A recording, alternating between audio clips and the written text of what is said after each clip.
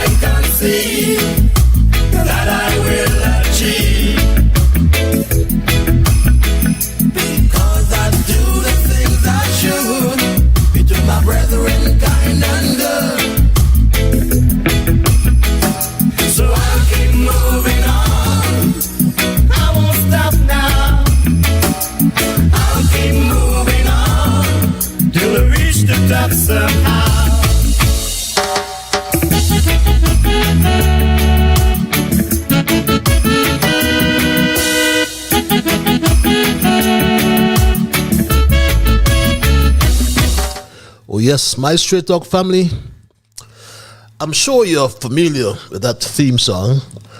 And if you are, then you will know, I believe, having heard it, that it's time for another edition of Straight Talk. It's gone past 8 o'clock, and I'm a little tardy, and I must apologize for that, because we advertise that Straight Talk is heard every Monday and Thursday from 8 to 10 in the PM. And I know that many of you wait patiently, and I'm grateful for that, when you wait patiently to listen to the truth, the real truth, and nothing but the truth. And you must excuse me there, a little cough. But my Straight Talk family, I missed you on Thursday, and many of you perhaps did not hear or forgot that I announced that I would have a little sabbatical on the weekend.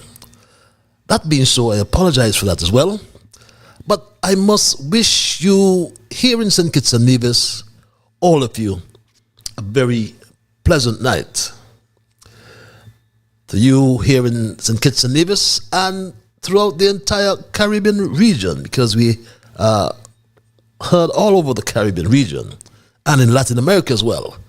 And a matter of fact, I should say we are listened to all across the globe, because we are on the World Wide Web, and we have our Kittitian and Caribbean diaspora spread all over the world. So I'm at liberty to say good night, I'm at liberty to say good morning, and I'm at liberty to say good afternoon, because some of you are in Africa. There's some of you are in Asia, there are some of you in Europe, and there are a whole lot of you all over North America. So one of such greetings will be applicable to that region in which you now find yourselves. And for those who continue to share the link, I say thank you, because you bring us first-timers. And for the first-timers, may I inform you that Straight Talk is a public service program that facilitates and promotes free, underline free expression on all issues of national interest, be they legal, be they environmental, be they technological, social, economic, and or political issues. On Straight Talk, you do have a forum to express yourselves freely. Let us, my Straight Talk family, strive to get St. Kitts and Nevis back to that number one position in the world as one of the freest countries in the world. It's a Himalayan ask, but nothing beats a failure but a trial. My Straight Talk family, on this program, we try to raise the level of national consciousness. We try to raise the level of national discourse by alerting our people to their rights, to their responsibilities, and certainly to their obligations. My name is Ian Patches Liburd, and I give Almighty God thanks for blessing me with yet another opportunity to join you in conversation, my Straight Talk family, on yet another occasion. And for those who have joined me for the first time, Straight Talk is a participative program. By that I mean we entertain your calls and we entertain your emails. And if you're so minded calling, then the numbers are on your monitors, on your screens. And some of you, just like the cloak of anonymity, I call it, you do not want to be heard, especially those of us here in St. Kitts, because, you know, vindictiveness it's the order of the day as we speak. But I want to also remind you and inform the newcomers, new listeners, that yes, I hope I introduced myself and said my name is Ian Patches Liburd. I hope I said I thank Almighty God for blessing me with the opportunity to join you in conversation on yet another occasion. And as your host, I pledge to remain an untiring advocate of truthfulness, as I'm always reminded of the words of a favorite hymn of mine, an excerpt from that hymn written by Thomas Jackson and Franz Joseph Haydn, and goes something like this: we are called to be God's prophets, speaking for the truth and right, standing firm for godly justice, bringing evil things to light. That's what we do. So let's seek the courage needed, because we need a lot of courage to stand up and speak, even though you are speaking the truth. They will knock you down. But our high calling we must fulfill, that we all may know the blessing of the doing of God's will. So my Straight Talk family, I must remind you each time that nothing is watered down on this program. Absolutely nothing is watered down. To make it more interesting, neither by omission or by exaggeration. We are not about sensationalism on this program. We are not about creating excitement, especially at the expense of accuracy. That's why we lean on the facts. So it's my bounden duty to present what I call the unvarnished truth, the plain truth, my Straight Talk family, especially when it comes to governance, integrity, and transparency wherever we are in this world. So this program joins us together with people across the Federation, people all across the world. And Some we know, some we have met, some we don't know, and we will never ever meet. Some will agree with the positions of truth advanced on this program, and some will disagree, and that's okay, because we are different people and we entertain diverse views. But it will sadden me, my Straight Talk family, if we ever start to become disagreeable. So let's in the meantime thank Almighty God for helping us to understand, oh, how good and how pleasant it is for brethren to dwell together in unity. So let's therefore hope and pray for the day when we will all sing His praise together. And my Straight Talk family, just to also inform you that we've been having little issues with Alexa, but we'll get Alexa up and running, if not tonight, hereafter, and we'll never have that problem again, I can assure you. I can never as well forget those who continue to support the program through their donations. To them I say a big thank you. I must also reassure you that no matter how small your contribution is, it helps us to continue these important discussions. It also helps us to defray our costs and to maintain our commitment to public service. Yes, it comes at a cost. We're not crying out, because it's not about money, but it's about ensuring that this program comes to you every Monday and every Thursday. So others who wish to donate can simply scan the code on your monitors, on your screens, and you'll access a payment form. Very simple process. You follow the instructions. As I said, it can be done in 2 minutes. But thank you again for your support and for helping us to keep the dialogue alive. It's usual.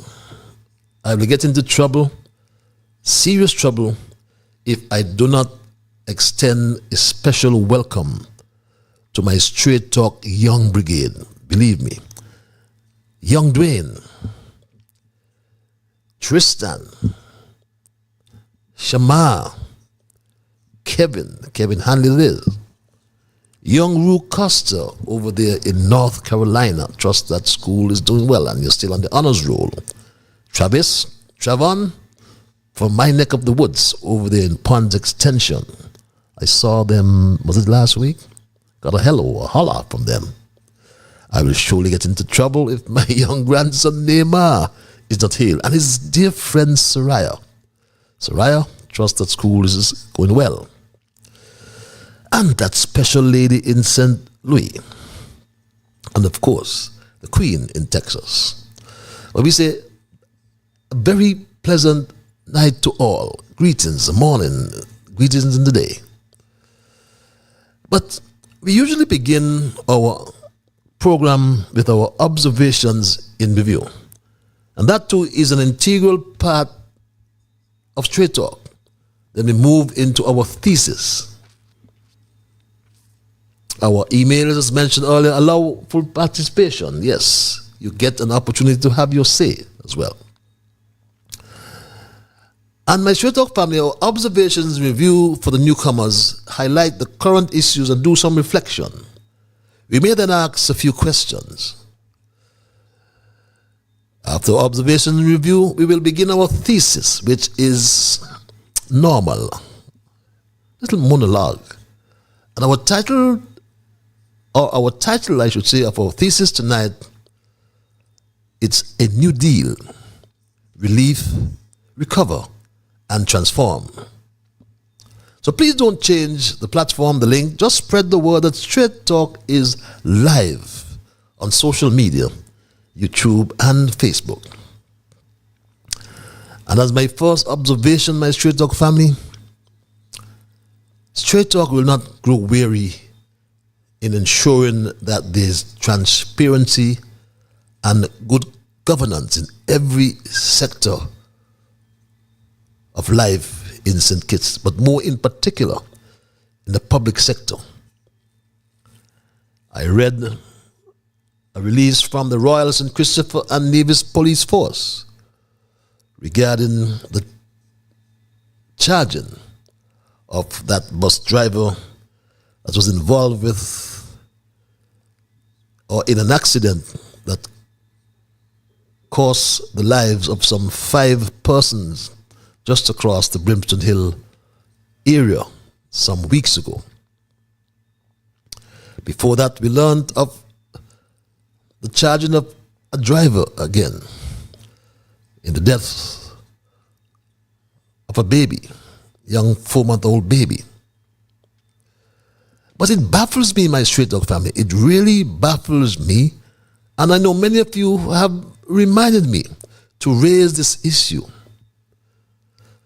because it baffles me why the Commissioner of Police, James Sutton,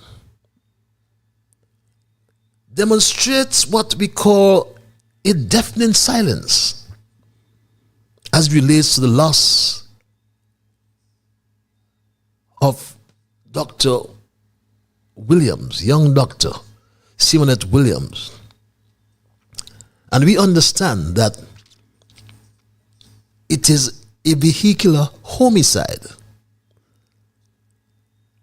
And we want to know, why is the Commissioner of Police, the Commissioner of the Royal St. Christopher and Nevis Police Force, James Sutton, so quiet? How did this woman die? Did the vehicle knock her down and took her life, as we've heard? Or was the car, as I said, apparently driven by a zombie, a ghost, or by remote control?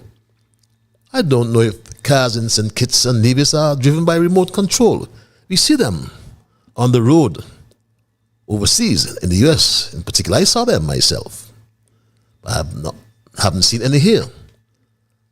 I've seen an electric vehicle driven by Conris Maynard, the only electric vehicle in St. Kitts, costing well close to $300,000, I understand.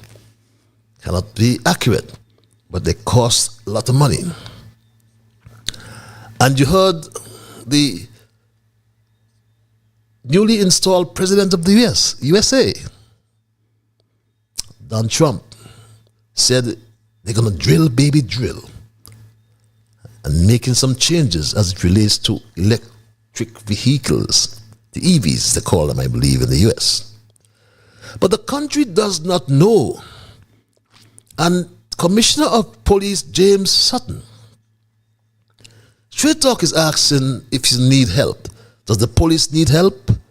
Should the police enlist help from overseas to get to the bottom of this death? The Commissioner of Police must know, as I said before, he must know by now that Straight Talk will not go away until a satisfactory account of the killing of this young doctor who challenged the status quo and met her untimely death. And Straight Talk is a public service program. Thus, on behalf of the public, we will continue to seek answers from the Royal St. Christopher and Nevis Police Force. And say something, Commissioner of Police James Sutton. Say something. Why is there this deafening silence? It's becoming louder and louder. You understand, a medical report came from the hospital, and it was given, instead of to you, James Sutton, it was given to a civilian. Is that true? But what are the facts as it relates to this vehicular homicide, we are calling it? But my Straight Talk family, we will keep you posted on this matter. Our second observation relates to the installation of the 45th and now the 47th President of the United States. And many of you, I'm sure, were glued or are perhaps even still glued to your televisions. But earlier today, at about just beyond 12 noon, at our time, it's about 2 minutes after the 1 o'clock hour, the 47th President of the United States, Donald John Trump, I think is his name. Many don't like him. But we have to bring you the facts. Before him, his Vice President J.D. Vance took the oath of office today, my Straight Talk family. I, James David Vance, do solemnly swear. I, James David Vance, do solemnly swear that I will support and defend the Constitution of the United States that I will support and defend the Constitution of the United States against all enemies, foreign and domestic, against all enemies, foreign and domestic, that I will bear true faith that I will bear true faith and allegiance to the same, and allegiance to the same, that I take this obligation freely that I take this obligation freely without any mental reservation without any mental reservation or purpose of evasion, or purpose of evasion, and that I will well and faithfully discharge and that I will well and faithfully discharge the duties of the office on which I am about to enter. So help me God. So help me God. Congratulations, Mr. Vice President. That was the oath of office administered to James J.D. Vance, my Straight Talk family. And this was followed right after, when a similar oath was issued to the 47th President of the United States, Donald J. Trump. Ladies and gentlemen, please welcome Chief Justice Roberts to administer the Presidential Oath of Office.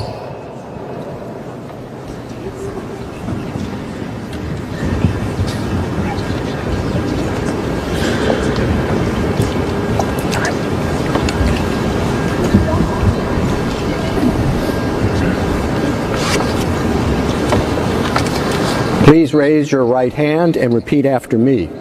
I, Donald John Trump, do solemnly swear I, Donald John Trump, do solemnly swear that I will faithfully execute the office of President of the United States the office of President of the United States and will, to the best of my ability, preserve, protect, and defend the Constitution of the United States. So help me God. So help me God. Congratulations, Mr. President. My Straight Talk family, I know I brought this information with some risk of offending some people, because there's some people do not want to hear that name Trump at all, and I can understand that. And on Straight Talk, you are entitled to your positions. But the objective is to alert our country, our federation, of the pending change in the geopolitical landscape of the world in which we all live. And we must know by now that we all live in one global village.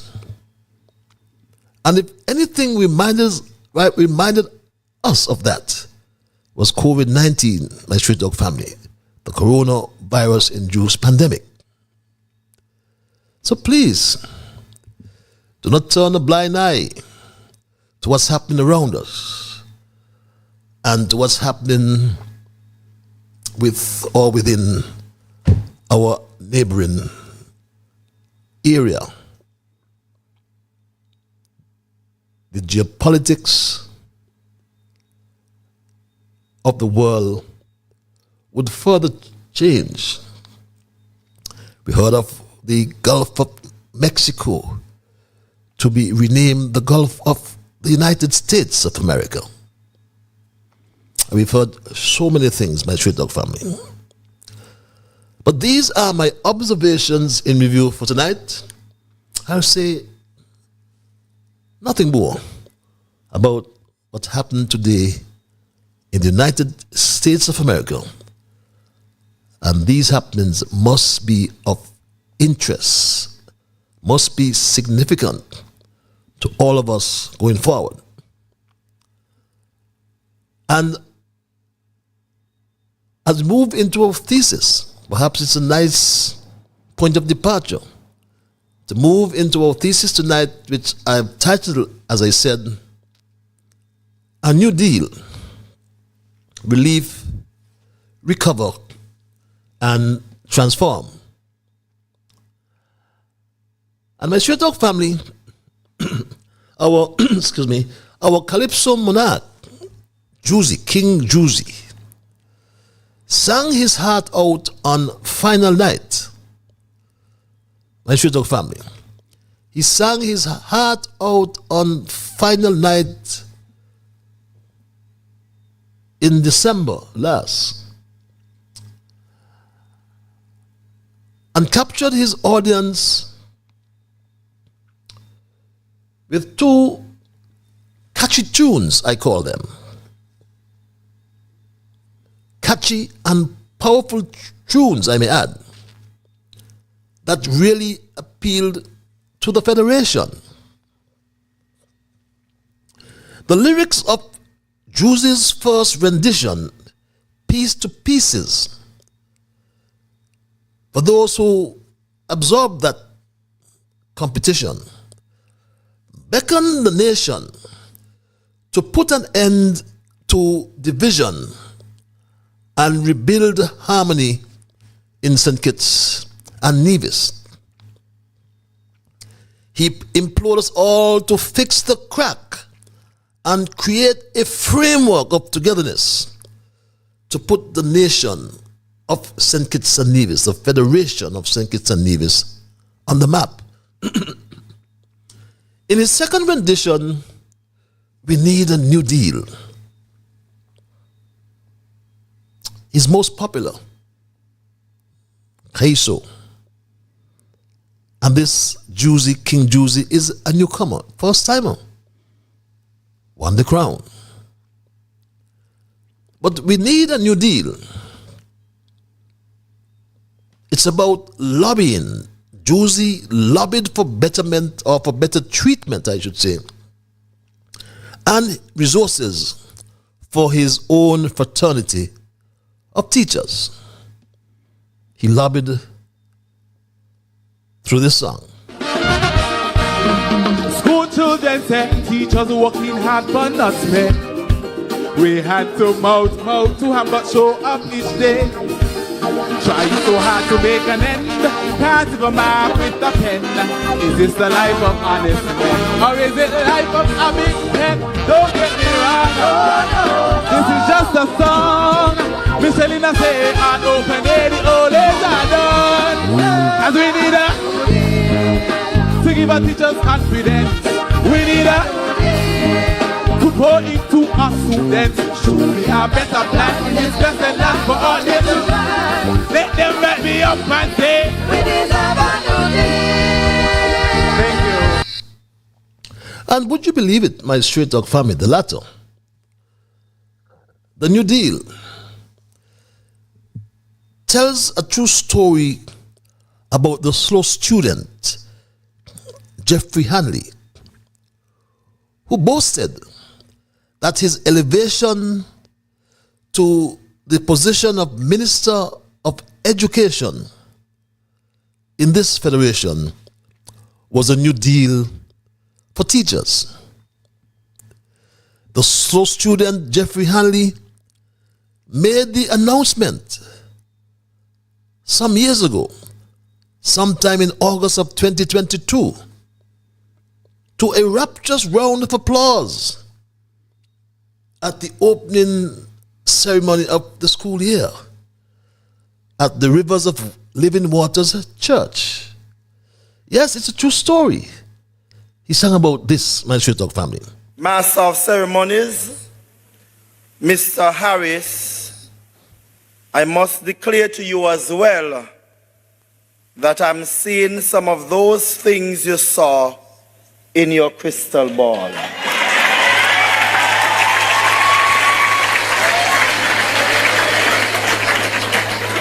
In saying that, fellow colleagues, and he said it needed a new deal.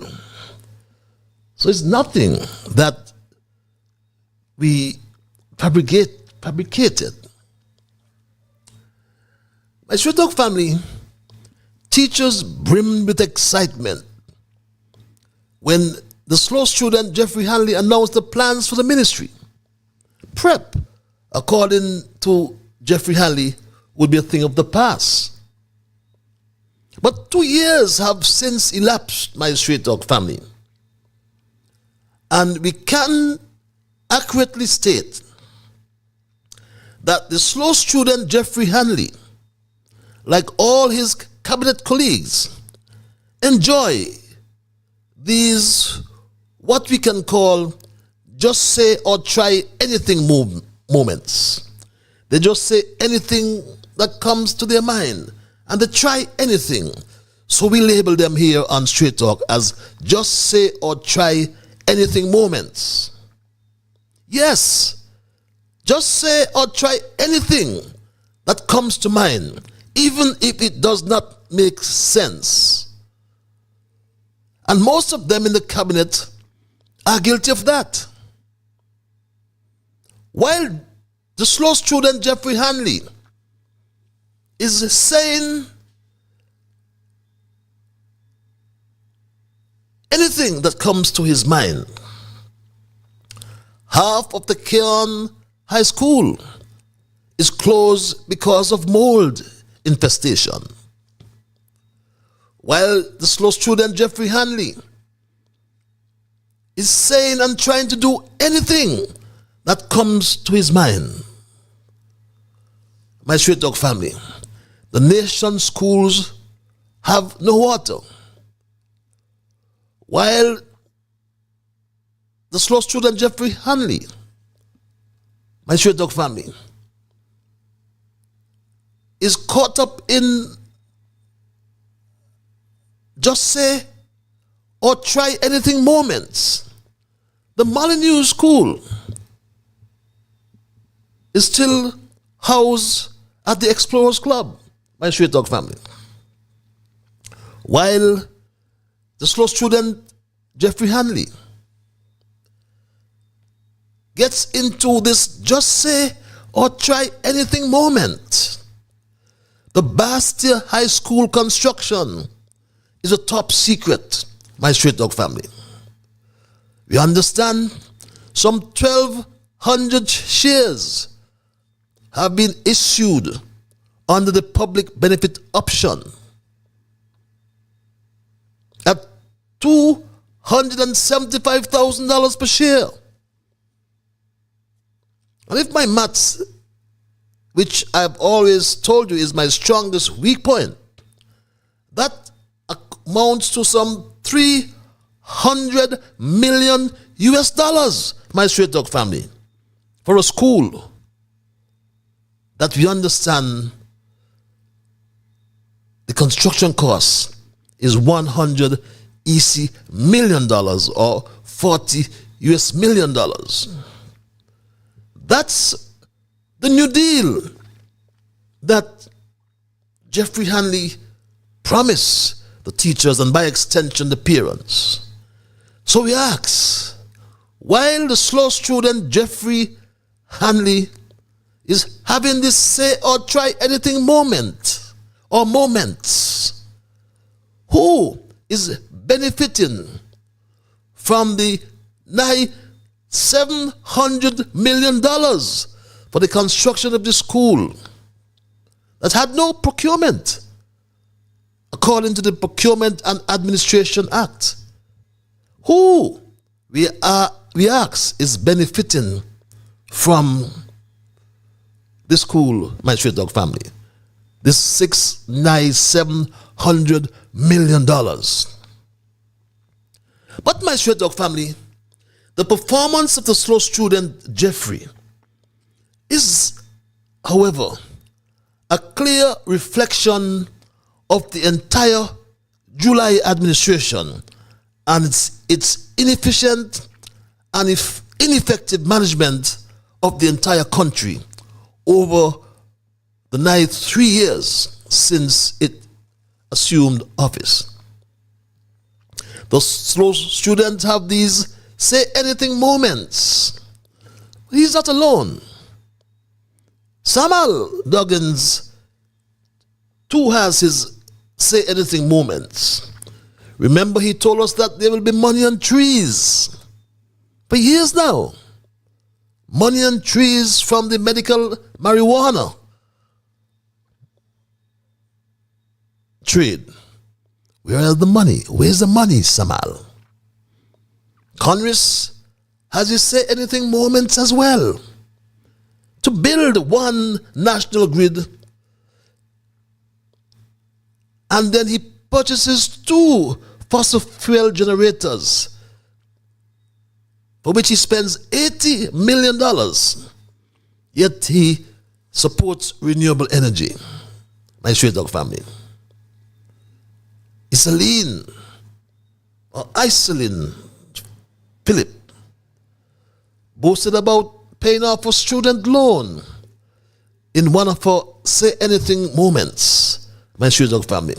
Thank her for the job, and she got to pay off her student loan. Well, my straight dog family, cat, we know, eat mash your tongue. So Marsha is not saying much. As we said before, cat eat Marsha tongue. But I wish her well. And I trust and hope she will concentrate on the continuing development of our tourism industry. Cruise tourism seems to be recovering. But my straight dog family, the question is, for me or for us, who would have expected that we would have a political rookie leading St. Kitts and Nevis today? Because even to Dr. July himself, it seemed to have come as a big surprise. Beyond a big surprise, Dr. July no doubt believed that August the 5th, 2022 was his try-anything moment at a time of national despair. When receiving the mantle of leadership, he said anything and tried anything, my straight dog family, it seems. So this new deal I speak about tonight, however, requires a framework for addressing the crises or challenges that we face in the context of our federation. Relief, recover, and transform. We need relief to ensure that people have what they need to survive and cope, not just in the short term, but in the long term, my straight dog family. Once immediate needs are met, the focus would then shift to recovery. And this phase of recovery is about restoring normalcy, rebuilding our infrastructure, and providing long-term support, my straight dog family. It's about helping individuals, in particular our poor people, to regain their footing and restore mental, emotional, and physical health.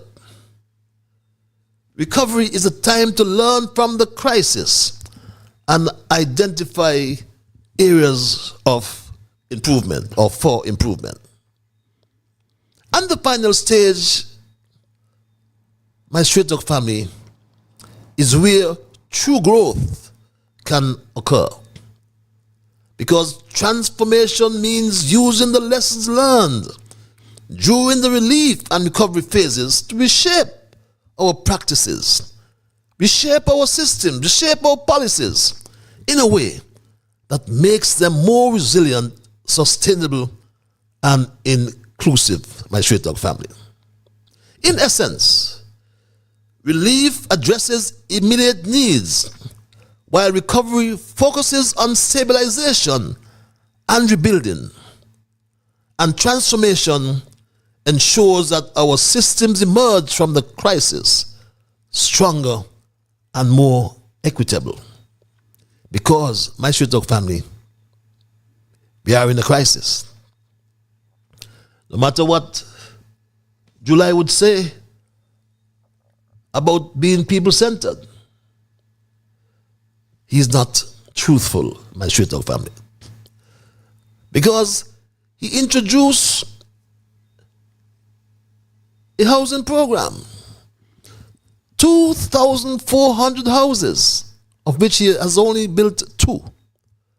But, my straight talk family, he told us they are for the bankable. And how can he be people-centered, my straight talk family? When you look at the accomplishments of Dr. Terence Michael July over the past 2 years, my straight talk family, think seriously.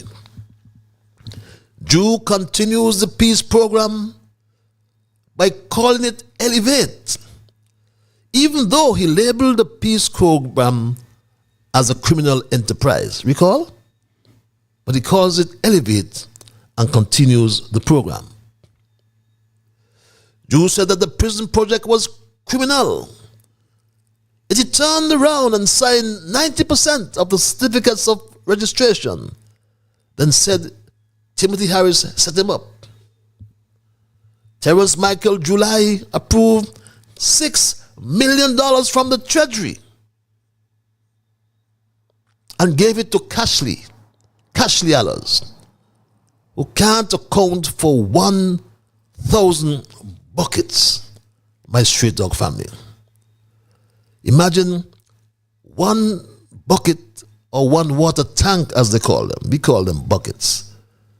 Imagine one water tank under this project costing $5,800. Then somebody should be in jail, my straight dog family. I thought about the FBI when they went into Mar-a-Lago in Florida.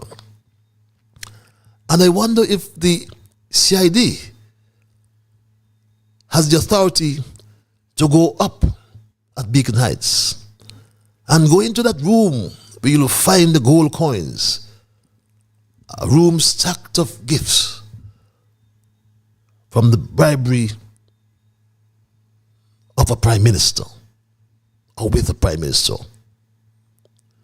Drew spent, we are told, some $8 million from the Treasury. He raped the Treasury, my straight dog family, under the guise of constructing the Robert Llewellyn Bradshaw Museum. Where is it today? I've showed you those pictures before. You must remember them. Drew said he found water in Keon. But till today, when many people in Keon take a shower, they complain about salty water and burning eyes. My straight dog family, the one that's of concern, all are of concern, but one as of major concern is Christopher Harbour and Kitishan Hill. And I asked the question, why would government negotiate an MOU on behalf of Christopher Harbour or Buddy Darby? Why? He said this to us, my straight dog family. He said that recently he negotiated an MOU as it relates to Christopher Harbour?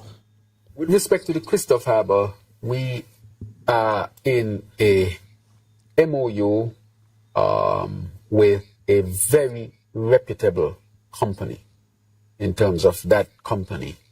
The CEO for that company was here over the Christmas period to do due diligence, to see it and so forth. They're very impressed. The negotiations are very, very advanced. And just like when I was talking about the hotel, and I said a hotel was coming, but I said I cannot speak until the ink dries. I would say that for this one, at the end of February, that I will have an announcement to make with respect to Christopher Harbour. I will have an announcement to make. And we'll hear that announcement at the end of February, he said. But you know, we have come to know Terence Michael July. We've come to be familiar with his say and try anything moments. But I ask the question again. Why would the government or the administration led by Terence Michael July negotiate an MOU on behalf of Christopher Harbour or Buddy Darby? The only thing to negotiate is the $16 million owed to the SIDF or government, which Christopher Harbour borrowed and never paid back 1 cent. That is our money. Terence July, the people's money. That's what you should negotiate. What MOU are you telling us about? Christopher Harbour owes the St. Kitts, Nevis and Willow National Bank over US $22 million. Again, which they borrowed and never paid back 1 cent to the National Bank. Christopher Harbour is a bad customer. And the St. Kitts, Nevis and Willow National Bank had already moved through the court to recover 450 acres of land at the southeastern peninsula, or the southeast peninsula, I think it's called. And Dr. July stopped those proceedings from the moment he entered into office. So while the St. Kitts, Nevis and Willow National Bank is possessing poor people, or repossessing, I should say, poor people's land and house for not paying their mortgage, Christopher Harbour, all told, owes the SIDF, owes the government, because the SIDF was wound up, but owes the SIDF and the National Bank, all told, $130 million. Christopher Harbour owed the Social Security Board millions and offered land for settlement of his debt. And thank God, back then, the Social Security Board refused. And it still owes Social Security millions of dollars, my Straight Talk family. Christopher Harbour owed Skelec millions of dollars for electricity. And the board of Skelec, under chairmanship of Juan Bancampo, I'm told, agreed and swapped acres of land at the southeast peninsula. Then why would Skelec want to get into real estate? Only heaven knows. So why don't Terence Michael July ensure that the government and the bank gets its 40 or 450 acres of land it already agreed on the southeast peninsula, instead of forgiving Buddy Darby and Christopher Harbour $130 million in debt owed to the country? How will you negotiate that debt under some new MOU, Dr. July?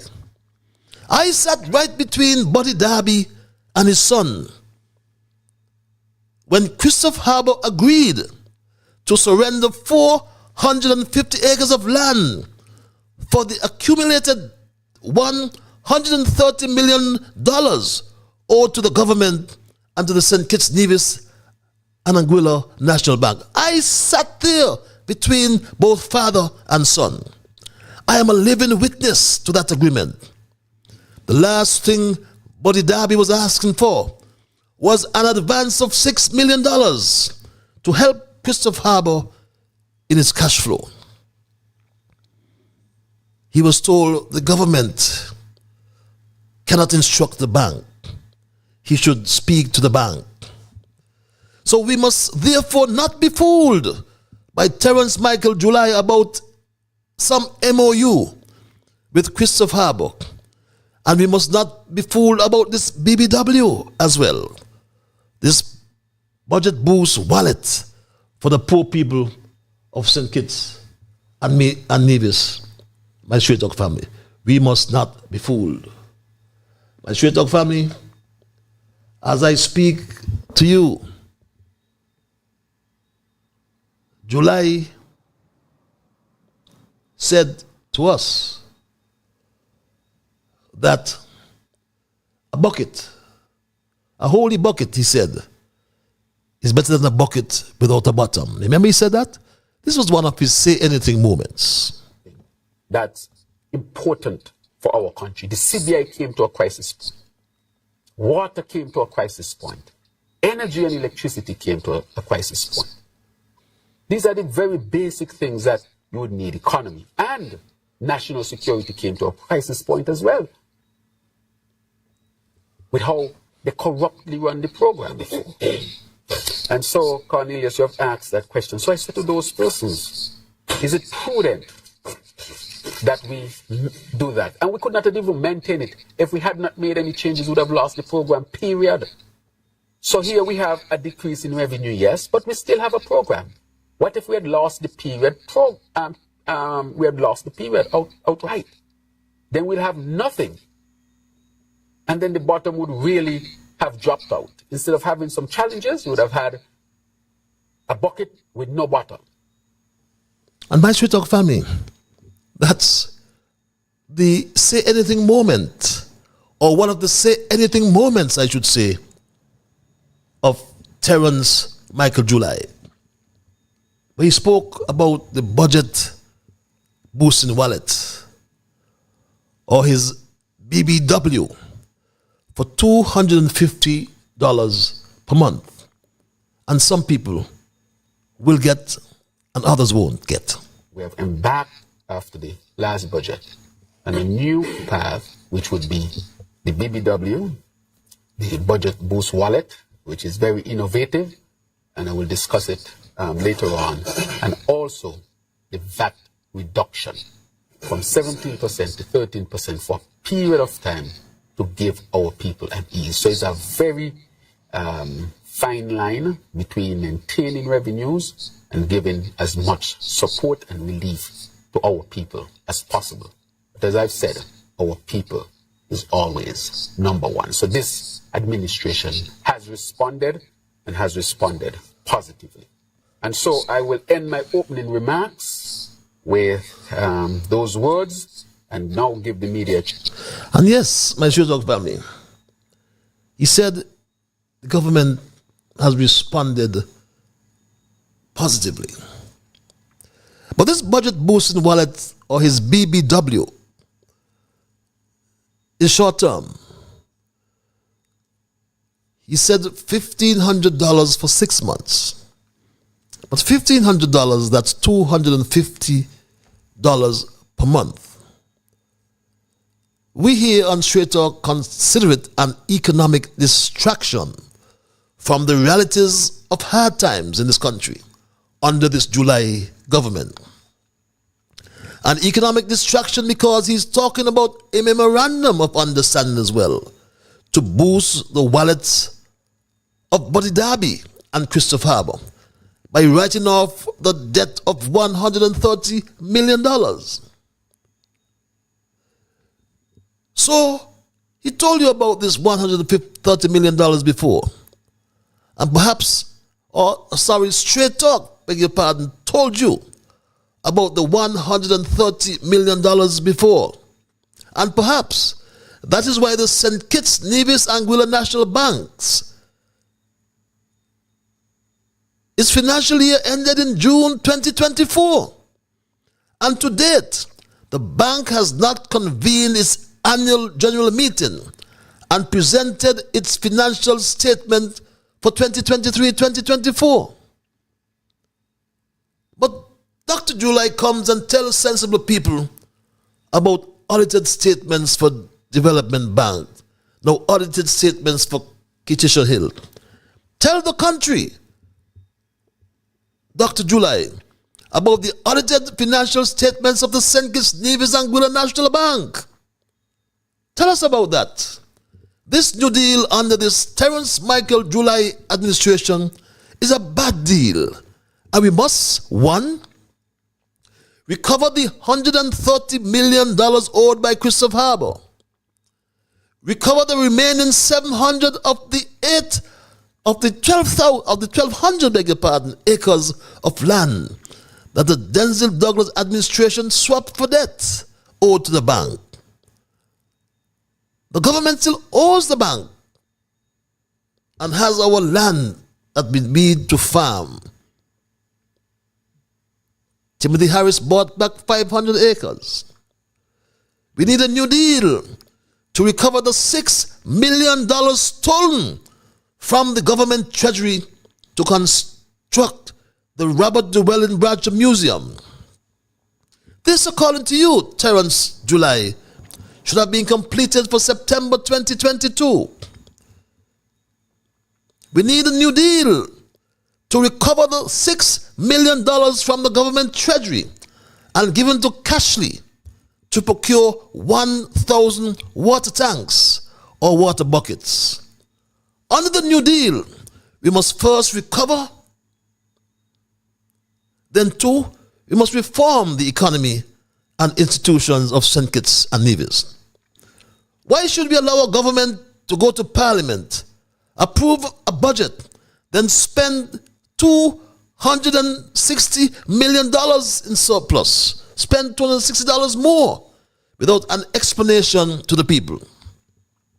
Why must ministers spend an excess of $1 or $2 million in travel expenses without telling the public why and where they travel to and what benefits, if any, would derive for the country?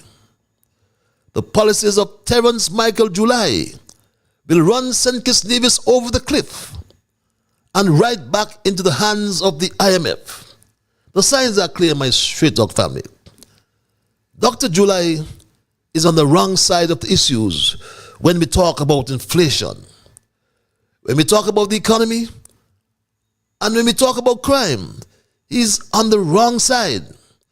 Crime, for example, cannot just be about the 29 or 30 murders we had in 2024. It has to be also about the corruption that goes on in Church Street. Here we have a prime minister appointed to the highest political office in the country. And the first thing he does is to establish a project management unit in his office. Appoints a project manager. Then mysteriously, the father of the project manager is handed a $6 million no-bid contract. No procurement, my straight talk family. The question is how, as I said before, could 1,000 water buckets cost $6 million? $5.8 thousand for one tank. But my straight talk family, he said, Dr. July, that he's people focus. But certainly, on some people, because he gave this budget boost wallet to, according to him, the middle income, the nurses, the teachers. And we're happy for them. But what about the pensioners? We ask tonight, who through their past work through the past labor of those who are receiving a pension today. They have contributed to a range of benefits and systems that not only provided for them in their retirement, but also benefited society more broadly. And my Straight Talk family, society has benefited in some key ways, as they have helped and funded and contributed to the resources we now rely on. Many talk about diversity, equity, and inclusion. And these are three key principles, my Straight Talk family, that communities, institutions use to foster environments where all individuals feel respected, valued, and supported. The presence of differences, my Straight Talk family, within a given setting, such as race, ethnicity, age or disability, socioeconomic status, and more.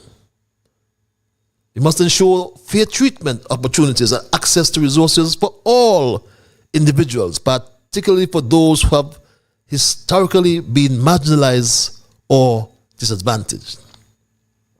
There must be inclusion, my Straight Talk family. We must create environments where everyone feels they belong and have the opportunity to contribute with their identities and experiences being valued and respected. There must be initiatives aimed to promote social justice, create environments that enable all individuals, regardless of their politics or their background. And my Straight Talk family, we need to recover. And that is to provide relief. My Straight Talk family, if the programs advance, does not facilitate economic recovery, such as job creation, stabilizing financial institutions, or supporting struggling companies and businesses, its ability to offer relief would be severely limited. We need to transform the nation and its economy. And economic recovery must be seen as an opportunity, not only to restore the status quo, but to transform the nation's economic landscape in a way that addresses long-term structural issues, my Straight Talk family. And I want to say, finally, that as a people, we must stand together. We must promote unity, because unity is strength, my Straight Talk family. You've excluded the pensioners, as I said, when throughout their working lives, pensioners contributed to the development and maintenance of public goods like roads, schools, parks, and other essential services through their taxes. These are resources that continue to benefit society at large, including the elderly, by providing a stable environment in which to live, my Straight Talk family. During working years, pensioners have historically contributed to the overall wealth and economic growth of this country through their labor, innovation, and spending. And I say in closing, my Straight Talk family, we need a new deal. We need relief. We need to recover. And we need to transform this country in which we live. And that's my story tonight, and I am not going to change it. I will open the lines and entertain your calls and your emails, my Straight Talk family. And when I do so, and I'll do so momentarily, I anticipate that we will respect each other. And of course, to achieve that, we must first respect ourselves. Let us try to be fair to all concerned, and let us try to build goodwill and better friendships. And my Straight Talk family, the things we say and or do, let us ensure that they are beneficial to all concerned. And in doing and saying those things, let us, my Straight Talk family, strive to build a kinder, gentler St. Kitts and Nevis. We need a new deal. Relief, recover, and transform. At 7 past the 9 o'clock hour, Good night. I say good night to my first caller, you live. Yes, my dear brother. Yes, the Bible man. That's the Bible man.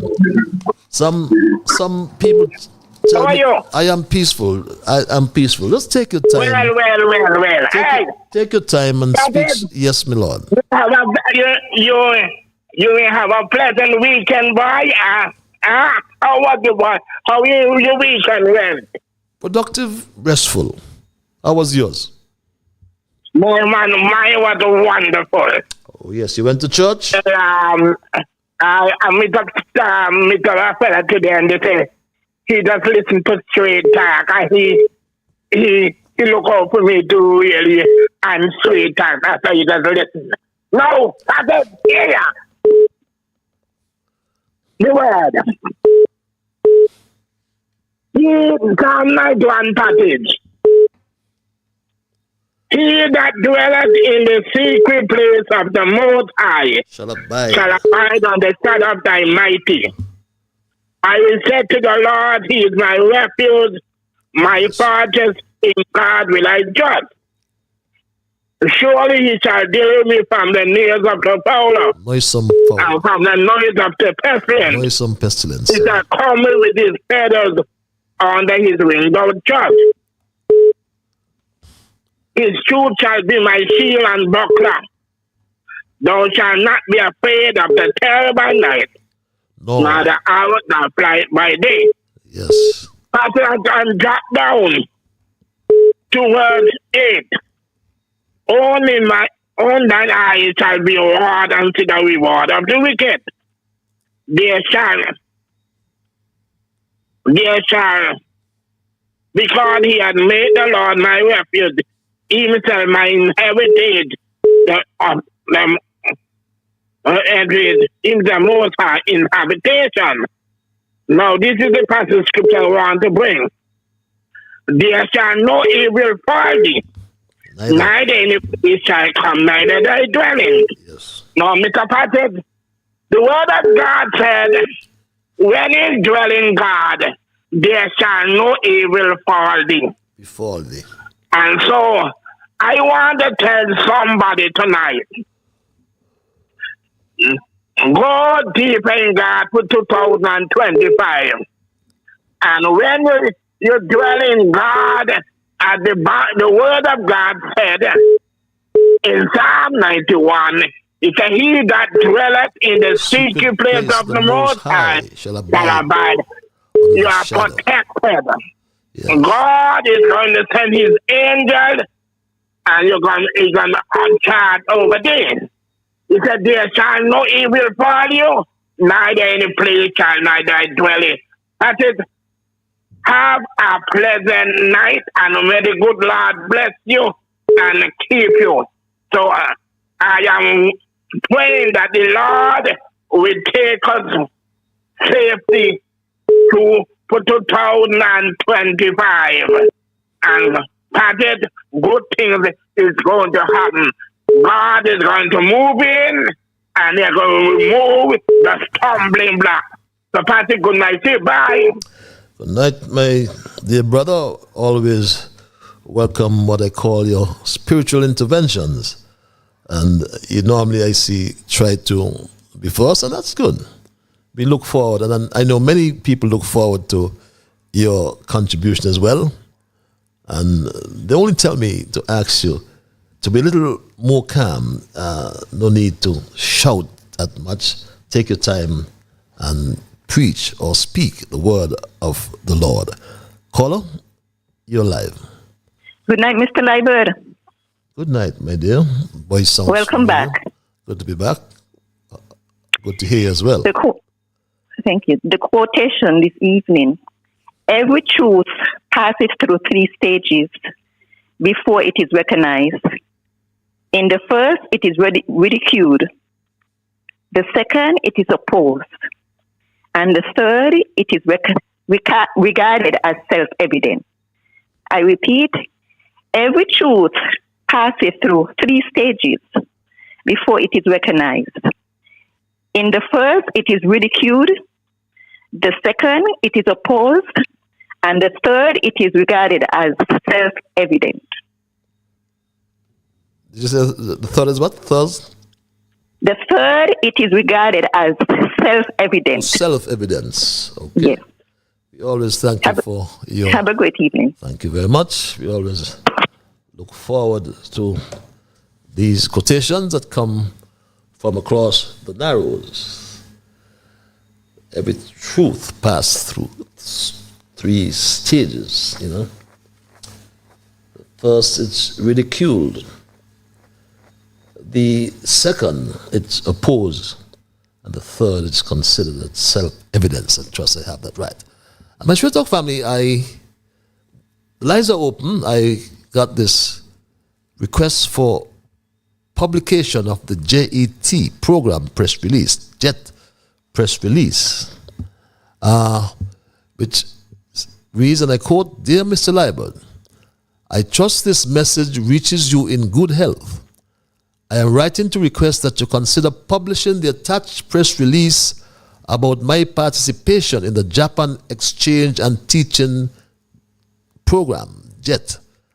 As the first national from St. Kitts and Nevis to be accepted into this prestigious program, I believe this news will serve to inspire and inform citizens, particularly educators, about the valuable opportunities available through JET. The program provides an incredible platform for professional and personal growth, cultural exchange, and global representation, all of which can significantly benefit our country.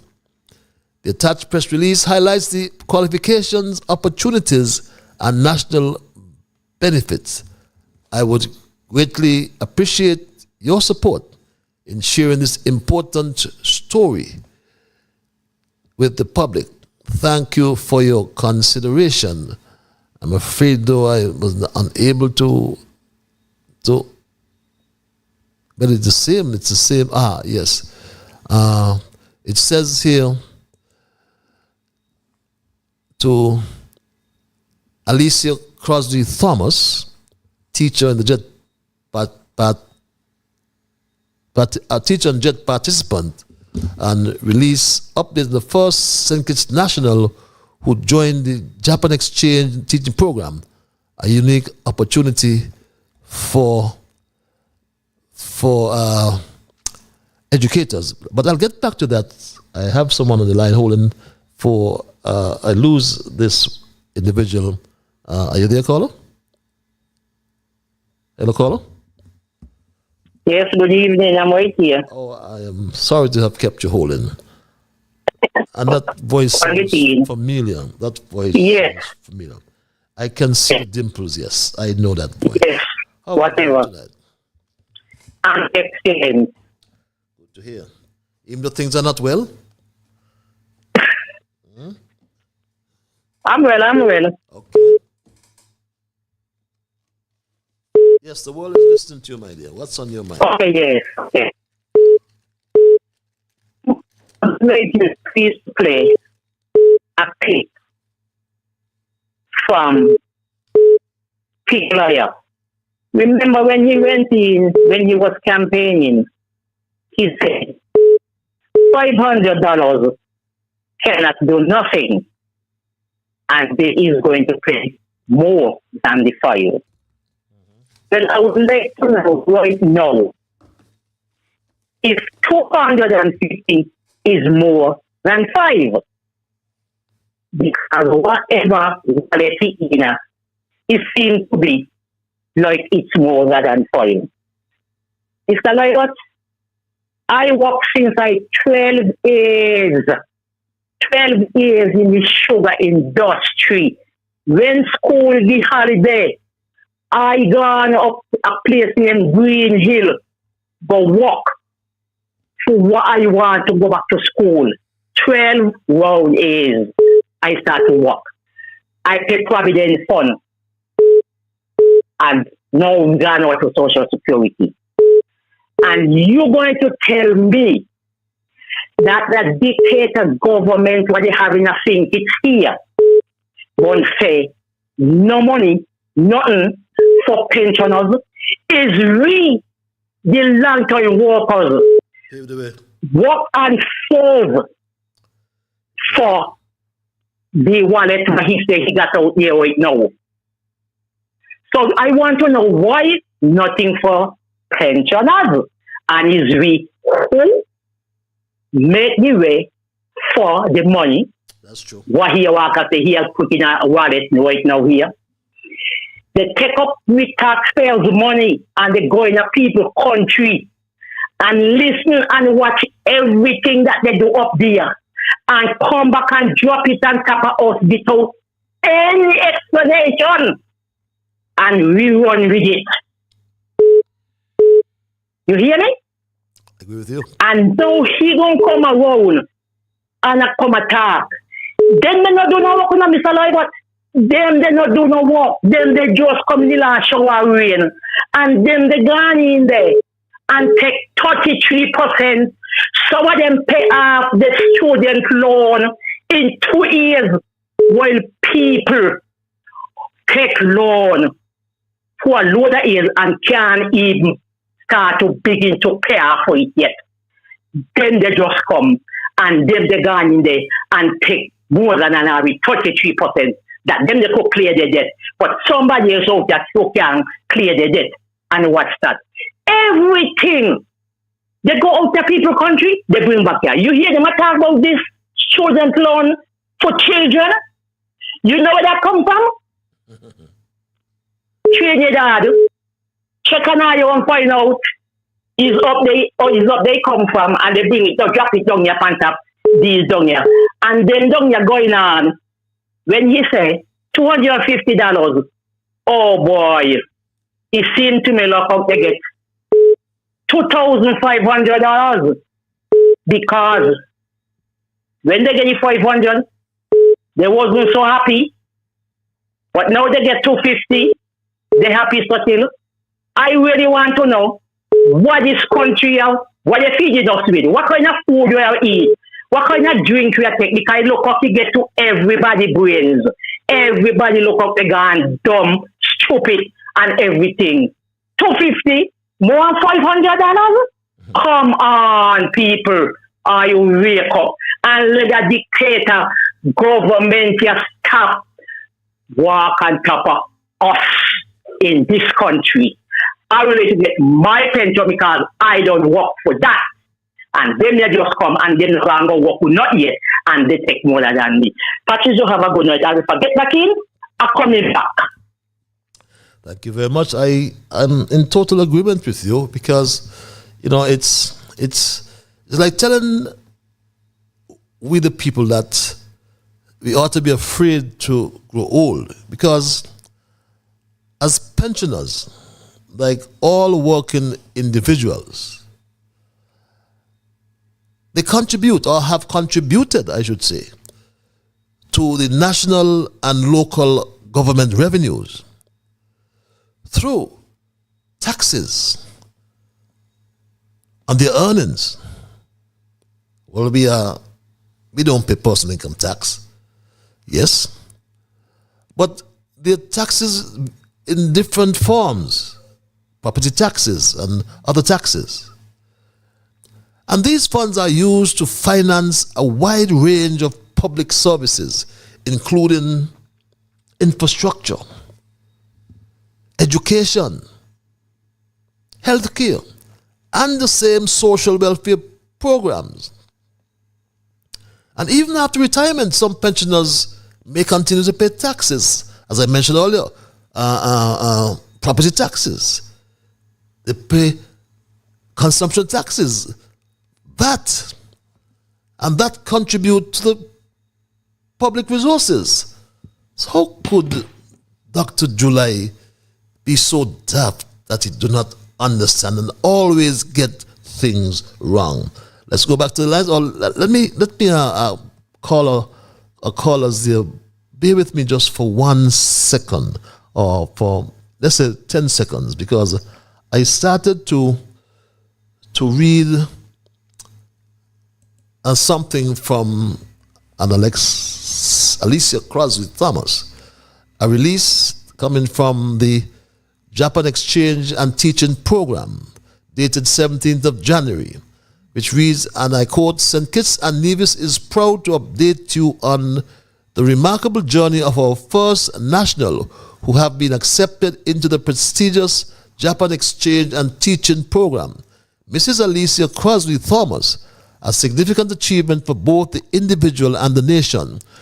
Through this program, she has embarked on an incredible opportunity to teach English and engage in cultural exchange in Japan. The JET program is a renowned international exchange initiative that offers qualified individuals a chance to live and work in Japan, fostering mutual understanding through educational and cultural exchange. Participants are typically placed as assistant language teachers, where they help to teach English in schools across Japan, collaborate with Japanese educators, and immerse themselves in the country's rich culture. This program is particularly beneficial for educators looking to expand their professional experience while contributing to the development of international education. Participants can serve anywhere from 1 to 5 years, gaining invaluable experience in the field of education and cross-cultural communication. The program is an excellent opportunity for those with a degree in education, language, or other related fields, but it is open to applicants from a variety of disciplines. The JET program offers more than just professional growth. It provides a unique opportunity for cultural exchange between Japan and the participating countries. As a member of the program, Alicia Crosby Thomas has been able to immerse herself in Japanese culture, building relationships, sharing the culture of St. Kitts and Nevis, and promoting international collaboration.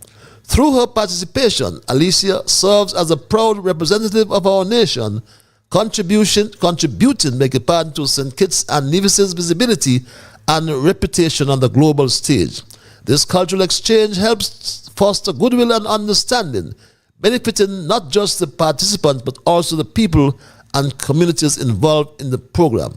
This is a groundbreaking moment for St. Kitts and Nevis, as Alicia Crosby Thomas is the first national to be accepted into the JET program. Her journey serves as an inspiration for other educators and citizens to consider the wide-reaching benefits of international programs like JET, which promote not only educational growth, but also cultural diplomacy and professional development. For more information on how to apply or learn more about the JET program, please contact the Ministry of Foreign Affairs or visit the Japan Embassy's official website. So congrats, no doubt, are in order for Mrs. Alicia Crosby Thomas, the first national, St. Kitts Nevis national, to join the Japanese Exchange and Teaching Program. Kudos for that opportunity for educators. I thank those callers for holding, and caller, you are live. Hello, caller. Catches. Hello. Catches. How are you? How are you, my lord? How are you, my lord? Well, I'm thanking God for life. Uh-huh. Is that I am thanking God for life. Oh, we all do. Yeah. Well, you know, I like to listen to you sometimes, but it's a question I want to ask you. I want to tell you, how would you understand this? Now, in your thesis, you spoke about deals.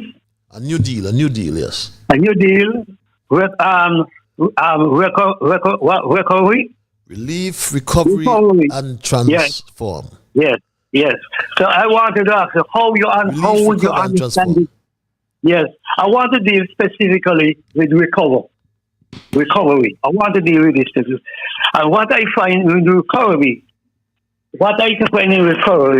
is like yesterday. Yesterday is not ours to recover. Yesterday is not ours for us to require. But tomorrow is for us to win or lose. How you understand that? How would you understand that? How would you explain that? Well, today was a yesterday, right?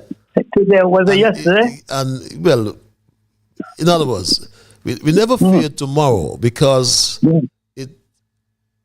it'll become today. Yeah. And we have lived, we should not fear because we have lived yesterday. So yesterday turns into today. Yeah. And today turns into a tomorrow. So to recover is to provide relief, right? In order to provide what I mentioned earlier, in the context of meaningful relief to individuals, to businesses, and to communities. So what we have to do is to address the underlying causes of any distress we may have had yesterday. Yeah. It could be unemployment. Yes, I'm listening. From a macro level, it could be a lack of infrastructure or systemic inequality. Yeah. So in terms of recovery, economic recovery, for example, such as job creation, stabilizing financial systems, supporting struggling businesses, it's the ability to offer relief. But would be severely limited if we don't recover. Yeah. But it says even though yesterday before the yesterday, but then tomorrow it is saying it is actually we are going to win or lose. Tomorrow is either we're going to win or lose.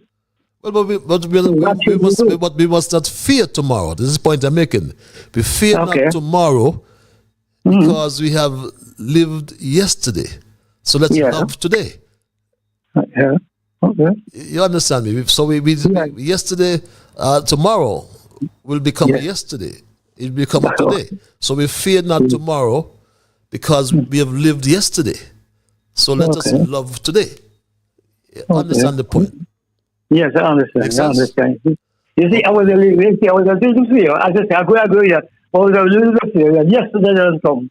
When tomorrow comes, we can't see what tomorrow holds. So we fear not. We don't win or lose. Well, we fear not tomorrow because we have lived yesterday. That's the point I'm making. So let's just love today and fear not tomorrow. Let's love. Do things that we love. Do things that are productive. Be optimistic. I mean, that's how we can transform the nation, transform the economy. Because economic recovery has to be seen as an opportunity to not only restore the status quo, but to transform our own situations, our nation's landscape in a way to address the long-term issues that may arise. You understand me? Okay. And you are a union man, right? With reforms in labor rights. Auxiliary man. The labor rights, for example. Yes. Right? Not those about the labor as in working rights. Yeah. Right? So the New Deal, right, must involve immediate relief for unemployment benefits, for public works projects, long-term reforms like Social Security, and again, labor regulations. You know a lot about that, which obviously will help to reshape the economy and society of St. Kitts and Nevis. Don't you agree? Yes. Okay. Thank you, my brother. Thank you. Fallout Major. Thank you for understanding. Okay. I had a caller holding, I believe, here. I trust that caller is still here. Caller, are you there? Hello, caller? Mr. Straight Talk. Abracadabra. I've held Abracadabra. for a long time. I apologize, my brother. That's all right. That's all right. Anything for you, no, my brother. Okay, man. Understand? Anything for you. Someone was, I can't remember who was, somebody was explaining brother from another mother. And they says, they were trying to explain to them that me and you and our brother from another mother. He said, oh, I understand. You know, it's same mother, you same father. He said, no, when you say same father, it's not that way. When you say mother, which means that we are that close, that we like brothers. But from a mother, when you say father, that means are we are brothers by father side. But when you say brother from another mother, it tells you something. So we had to explain to them and they couldn't understand it. Okay. Anyway, how are you? I am peaceful, my brother. Yourself? Yes. What can I say, man? So far, so good. It sounds good. Let me just greet my people. You know? Hello, good evening, my lovely niece in St. Louis. And Texas Queen, how are you? Abby and Johnny, how are you? My brother Alvin, Jarvid, Ellis.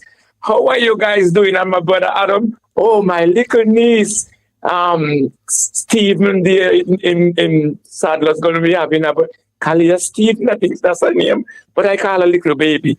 Gonna have in her birthday tomorrow. So Kalia and Mewit, you guys have a wonderful day tomorrow on your birthday. Mr. Straight Talk, I understand everything that you're talking about. But you hear, do we have a new sheriff in town today now? And you know what the new sheriff signed the executive order? He shut down the border immediately. By 1 o'clock, it's closed. You cannot get in to America no more. The next deal he signs that every department must take on the control of bringing whatever they're going and do. That the department must make sure they bring down the prices to a good level that it was before. You hear what he did?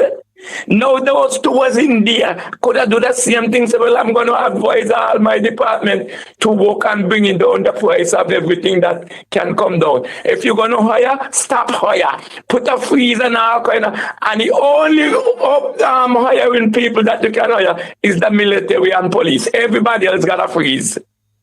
You see what you see in your deal we get in, and all them people from the military and policemen who they get fired because they didn't take the COVID shot, they're gonna hire them back and they're gonna pay them back all the money. You hear the new deal?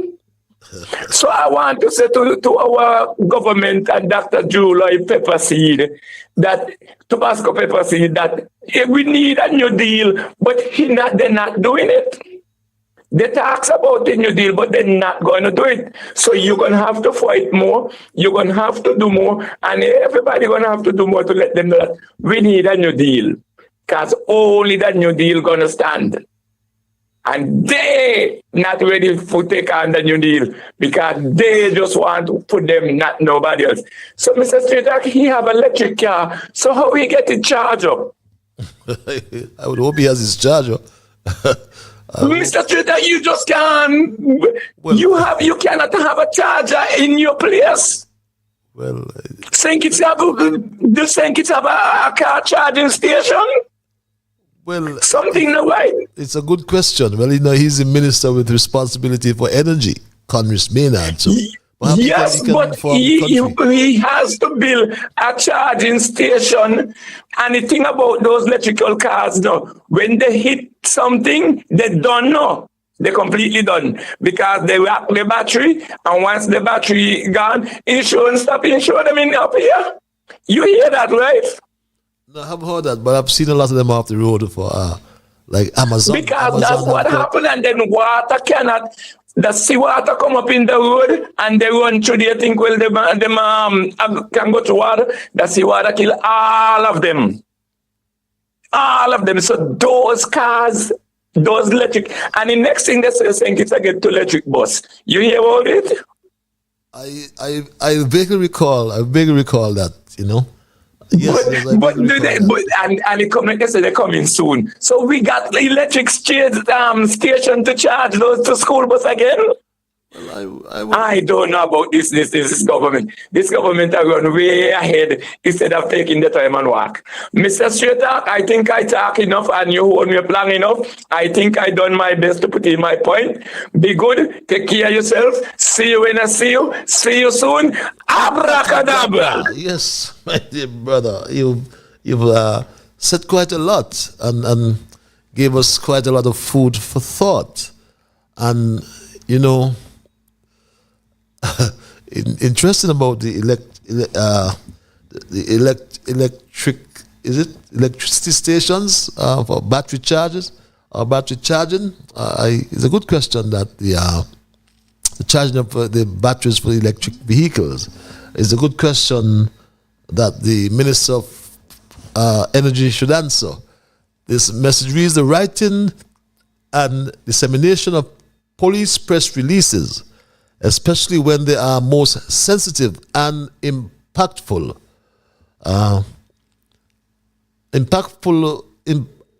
negatively on government, are done either by a minister, a permanent secretary, or some other government official, and is punished it as wholesome record emanating from the police. It's published rather as I should read, as wholesome record emanating from the police. Therefore, the public must be aware and never deride and blame the police for the numerous misconceptions they hear in police press releases. Caller, you're live. President, good night, Brother Patches. Good night, sir. Greetings, this is Rascolungi, the son of the Mama. Rascolungi, good to hear you, sir. Yes, man. I'd just like to wish not only you, but all of us the best for the new year, you know. And it's going to be a challenging year because I heard you in your observation when you mentioned that Mr. Trump said he's going to rename the Gulf of Mexico the Gulf of America. Yes. You're just observing, but I've been telling our people these things for the longest while. Eric Prince said he going to recolonize Africans. President Macron of France said that Africans are not human beings. He said we are ungrateful wanting to be free.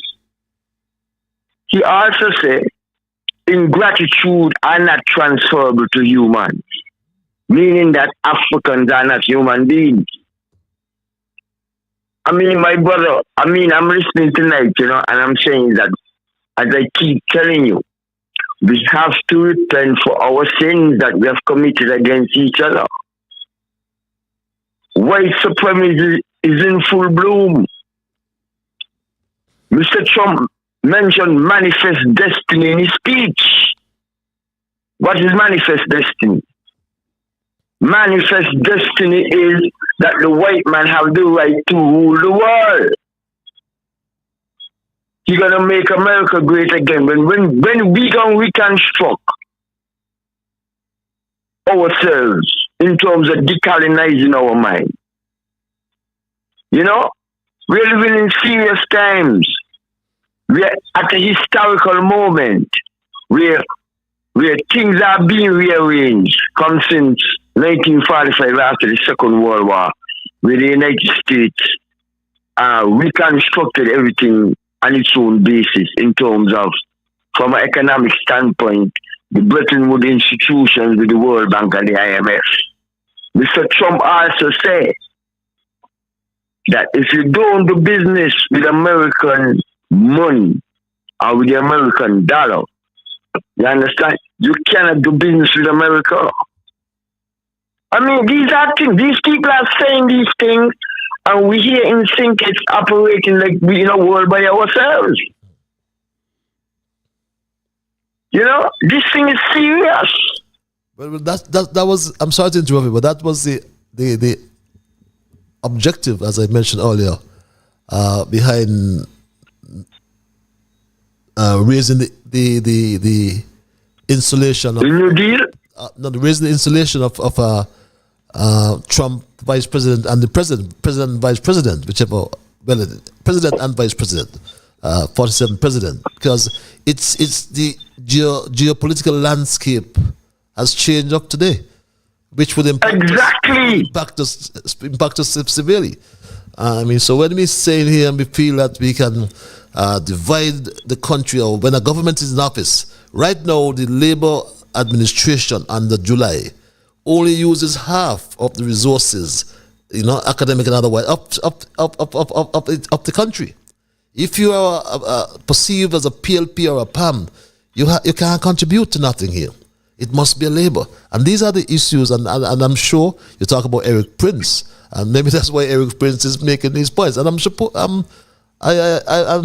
should have found that soundbites and play it and have a discussion on that recolonization. But that's But that's what I'm saying, is that we got to get serious and resolve our contradictions among ourselves. Right.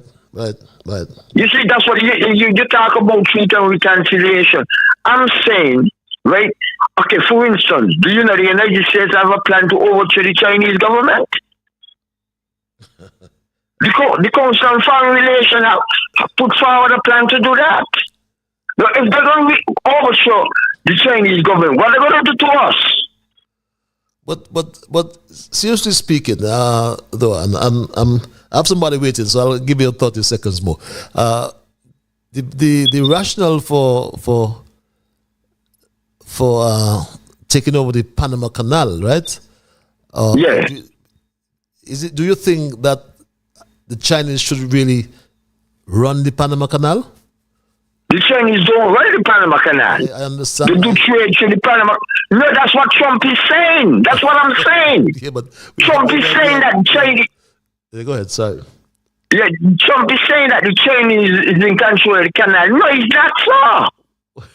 Well, that's what I'm saying. We gotta get the proper information. Anyway, we'll have to discuss this at some further time, because I do have some callers here waiting. I understand, but what all I'm saying to our people is that white supremacy is here, fascism is here. We got to be cognizant of these things. Yep. Macron said that we are ungrateful because we want to be free. I mean, these people are not hiding what they are saying. They're telling us what they're going to do. So, my brother, I'm saying, you know what is my position? We have to unite as a people. That is the biggest nuclear weapon that we have here, because J. Edgar Hoover said, right, that the most threatening thing in the United States is the unification of black people within the United States. So that's why they keep us divided. And they do it through the politics, spam and labor, NRP and CCM. We got to let some new ground rules for our people to come together, my brother. I'm not going to hold you no longer, but that is the reality of the situation. And what Granny said, one people, one aim, one destiny. Give thanks. Give thanks, my brother. We go straight back to the lines and thank this caller for holding. Caller, you're live. Hello, caller. Thank you. Thank you, Brother Patties. Yes. Good night to all listeners. Patties, if I may add my 50 cents to what Rascalangi was saying. That's not my focal point, but you got to understand, we are in a war. And we here in the Western Hemisphere, including North America, South America, and the Caribbean. And they have those in the Middle East, China, Iran, Iraq, too numerous to mention. As we can see, the most dominating force right now is the Chinese, or the Chinese. And this war that we are in is not the fear and the threat of nuclear bombs and whatever ammunitions. It is the way and the psychological warfare. Look at it. St. Kitts, Nevis, Guyana. All those has the intrusion of the Chinese. I have nothing against the Chinese on a personal ground. But look at how they are moving into our country and other countries and dominating with their influence. in plain sight. And the threat to us are our leaders, not just St. Kitts, the Caribbean and a whole, because they are being bought. And I don't care who disagree with me or get upset with me. I agree with some of Trump ideas.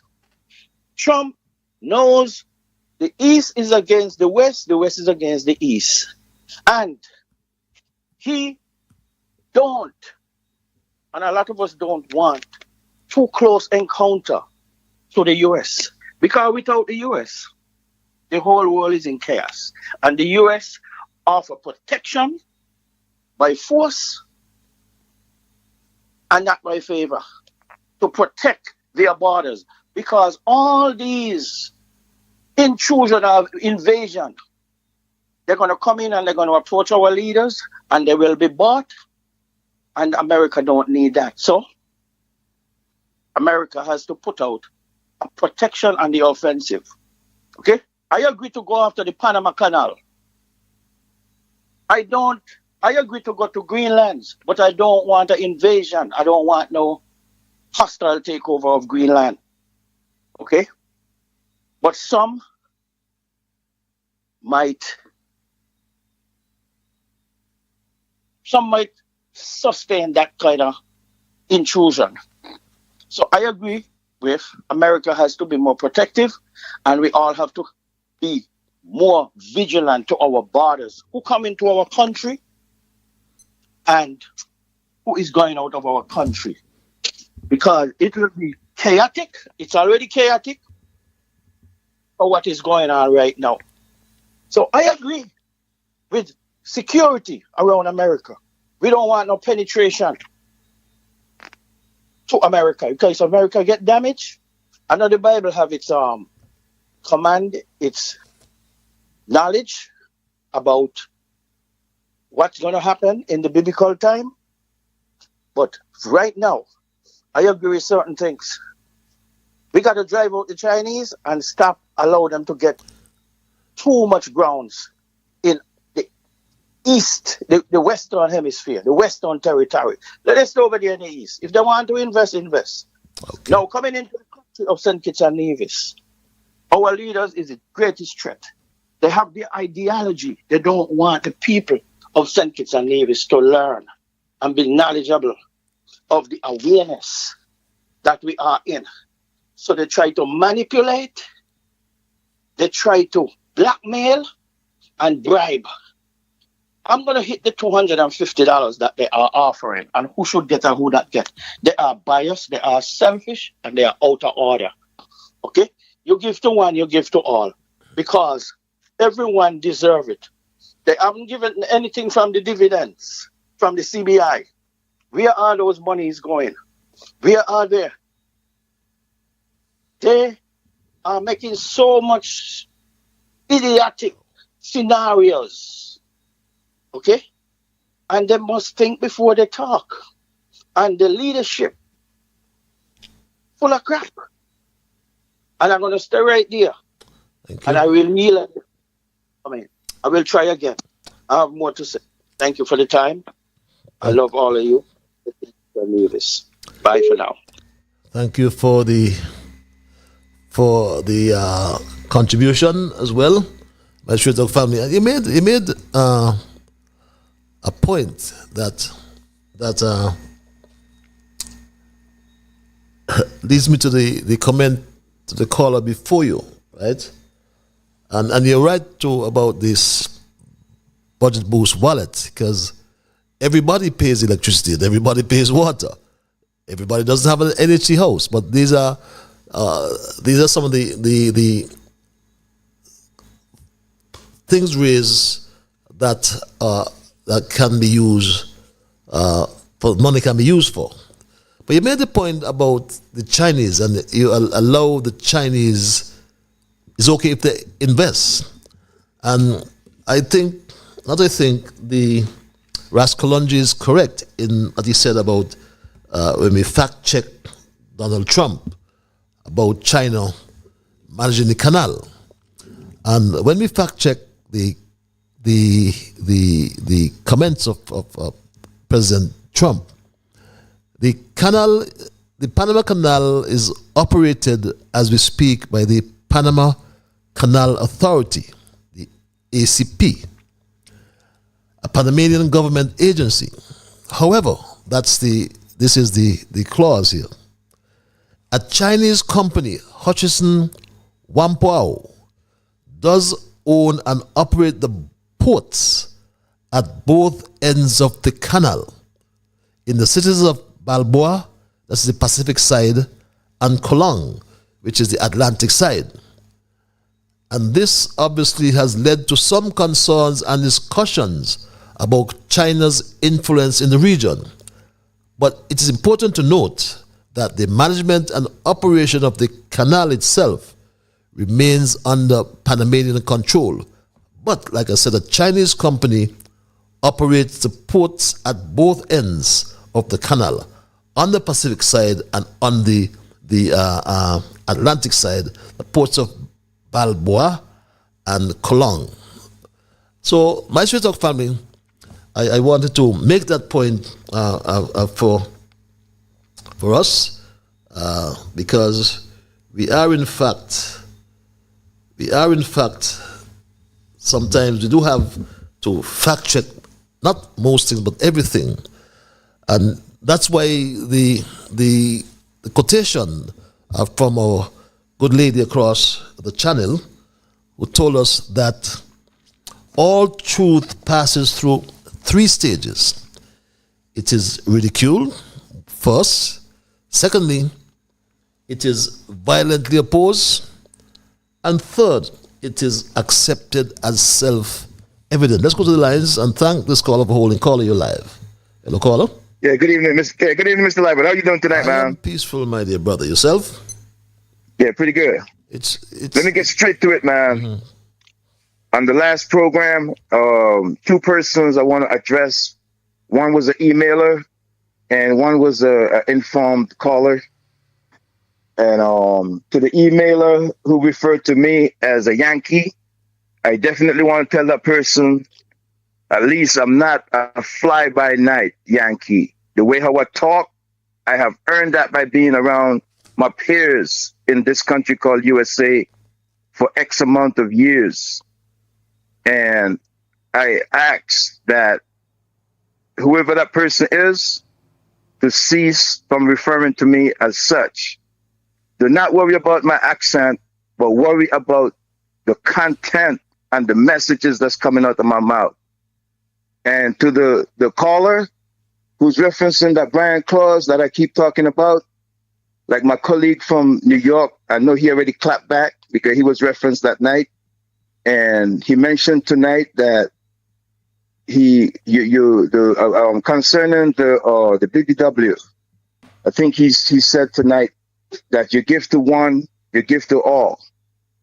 So in relationship to that, my thing is all citizens must enjoy all the fruits of their citizenship.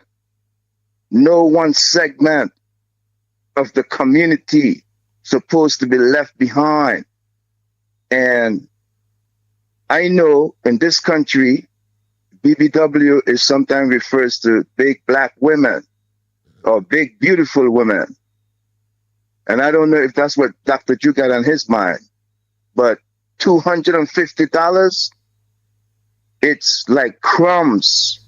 The people of St. Kitts and Nevis, they really got to wake up. These politicians, they're putting their hands in the cookie jar, and all of that money from that CBI over 40, 41 years, we can't see where that money is. St. Kitts and Nevis should be in tip-top shape. Now they're trying to condition our mind that money is not important to us, the working class. Going straight to that BBW, I think I heard Dr. Drew said, I stand corrected, that I think persons, I mean, you can help me too, Patches, with this. Is persons on the lift or the elevate program can apply. They're going to access that 250 BBW, right? Well, I heard one of his advisors say that. Good doctor. Yes, I believe I heard that when they was presenting one of those radio stations as well. I don't think it's accurate though, if you look at the criteria to get to the lift.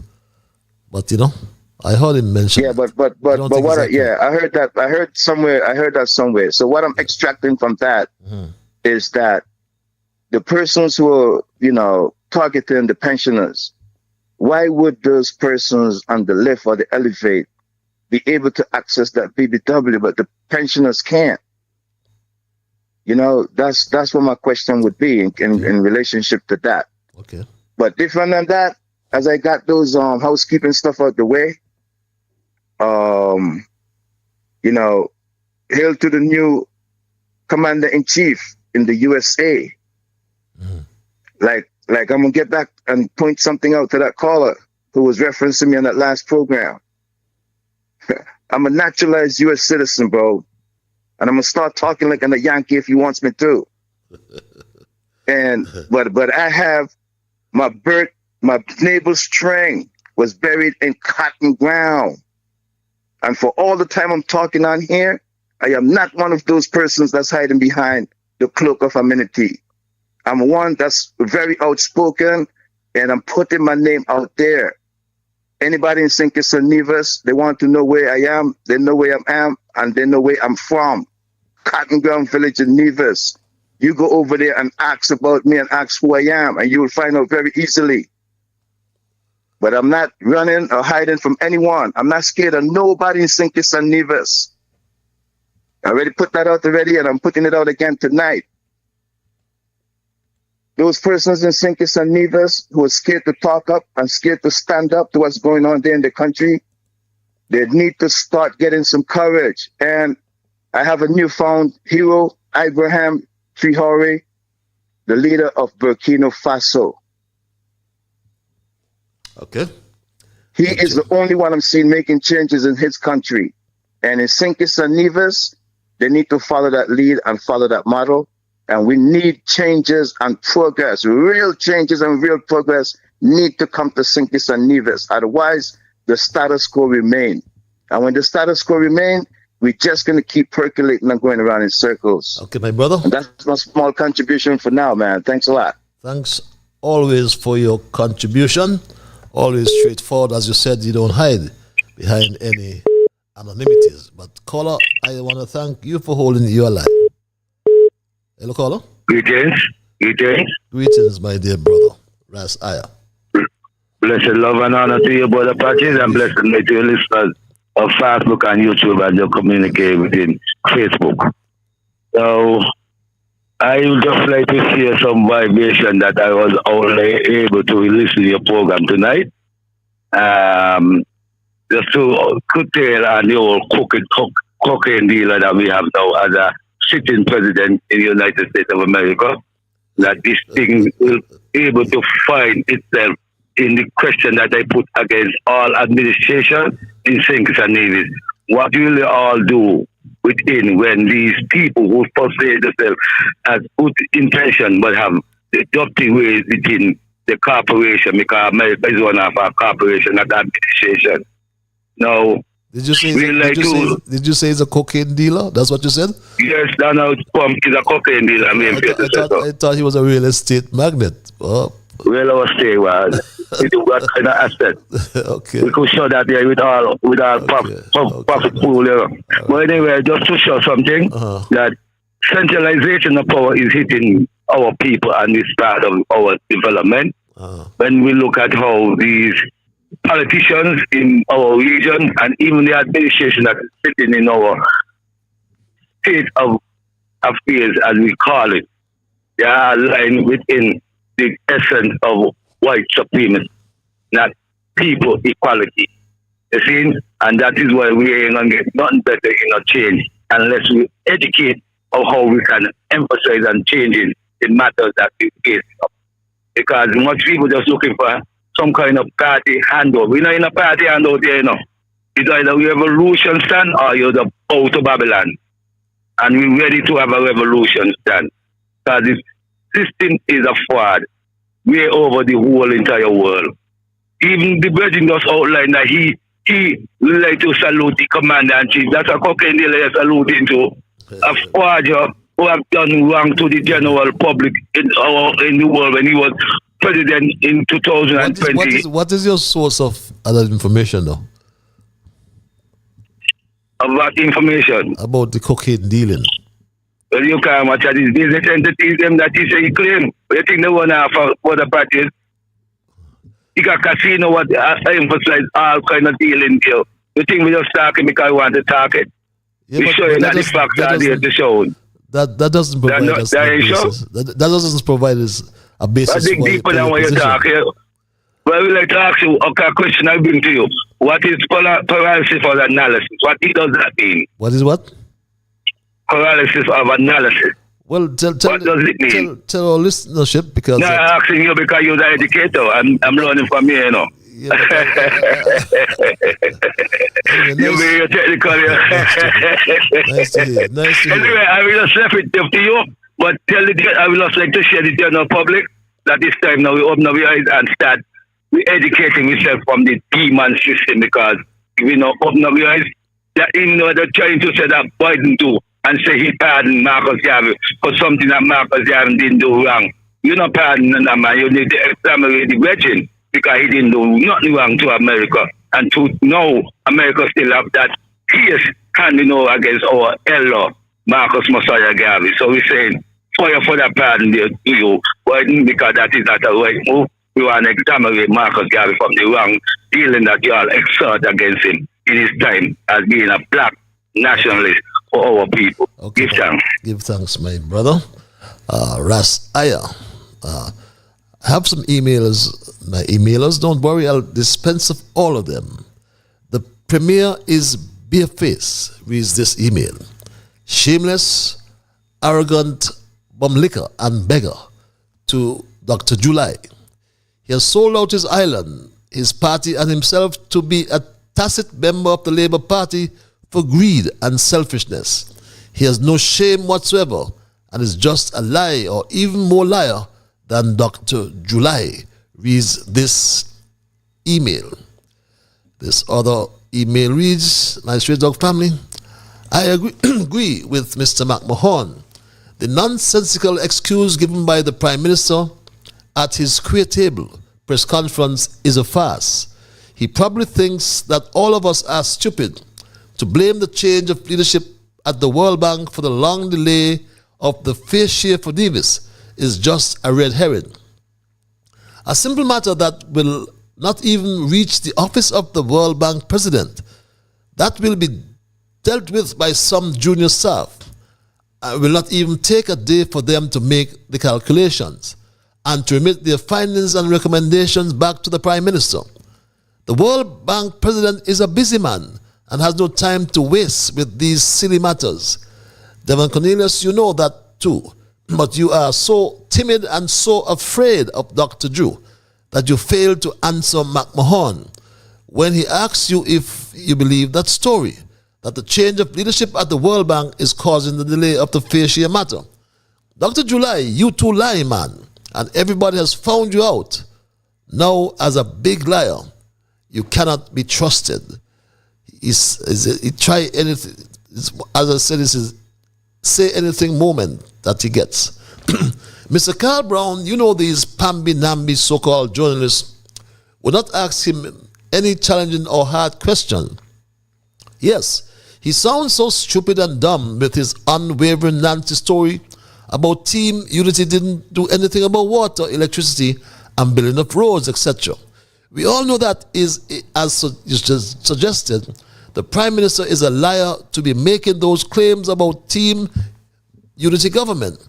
But in the House, Sean and Harris defended themselves and Team Unity vigorously and exceedingly well whenever Drew and his corrupt gang of misfits to try to diminish and cast aspersions on the Team Unity administration.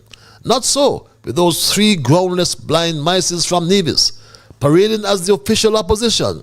They are so blind, ignorant, and stupid that they lack the common sense to analyze that when Drew and Iselin Philip articulated that the past or last administration did nothing in 7 years of governance for the people of the country, they are including them three begging bum blind mices from Nevis as well.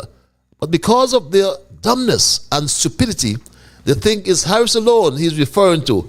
They really are a bunch of stupid idiots. Reads this email. That's harsh, isn't it? Good afternoon, Patches. I have attached a letter to read on your show. It bothers me that no one is talking about any of this. I'm concerned.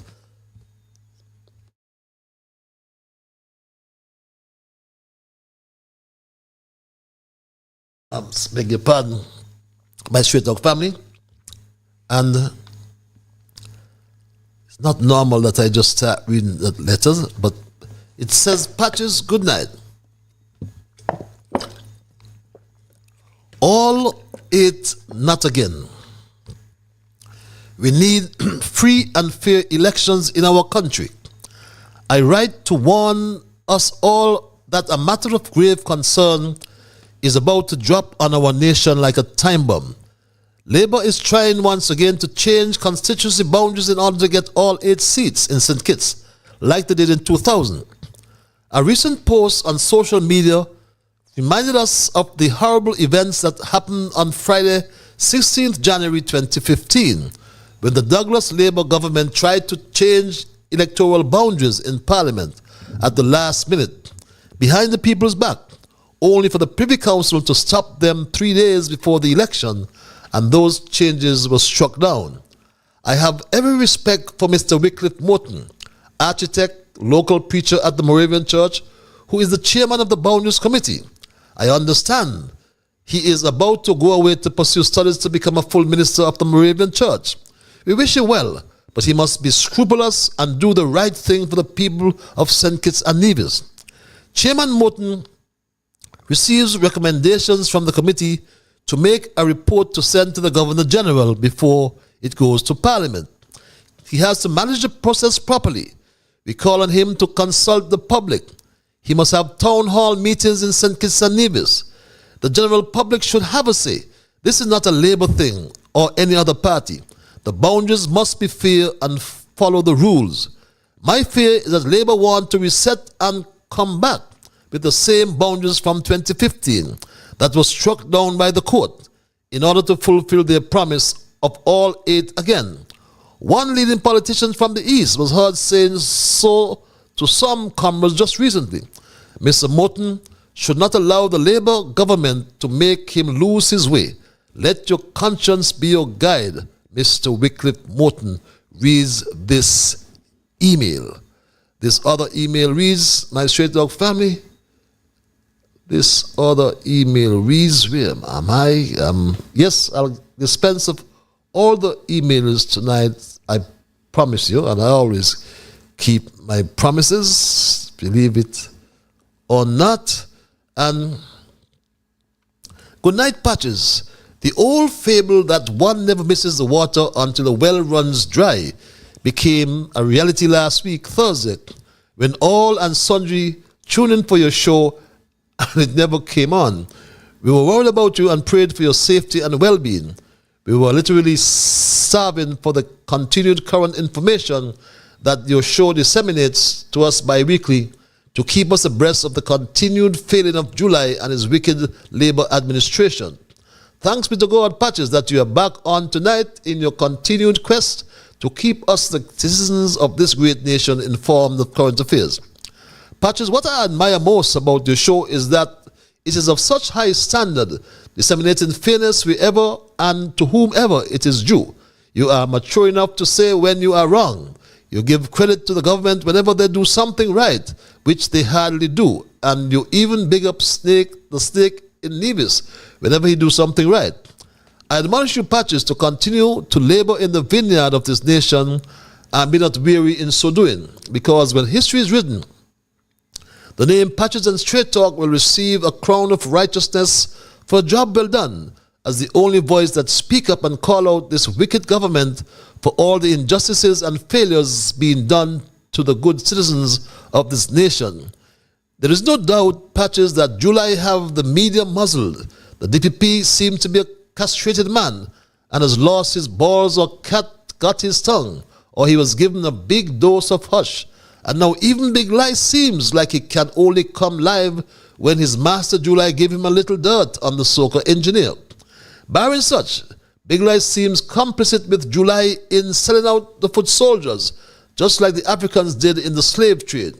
Big Lies, please stop luring the foot soldiers into believing that July and not Dr. Harris was their savior.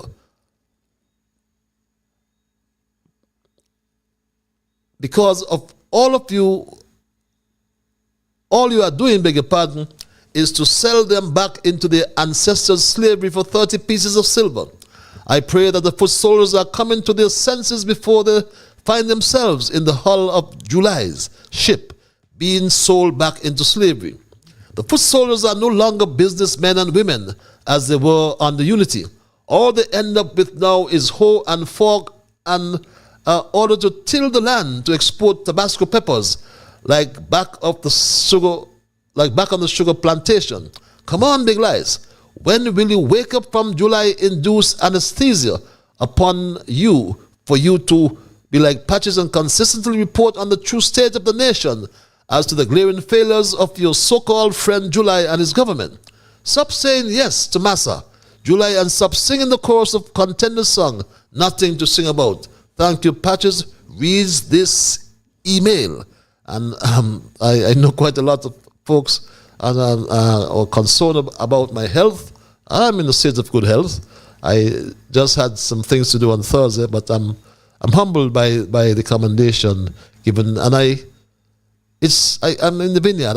I won't run away, I can assure you. I would not run away, even if it takes my last dollar. Dr. Drew budget presentation was very unimpressive, dull, despairing, and hopeless.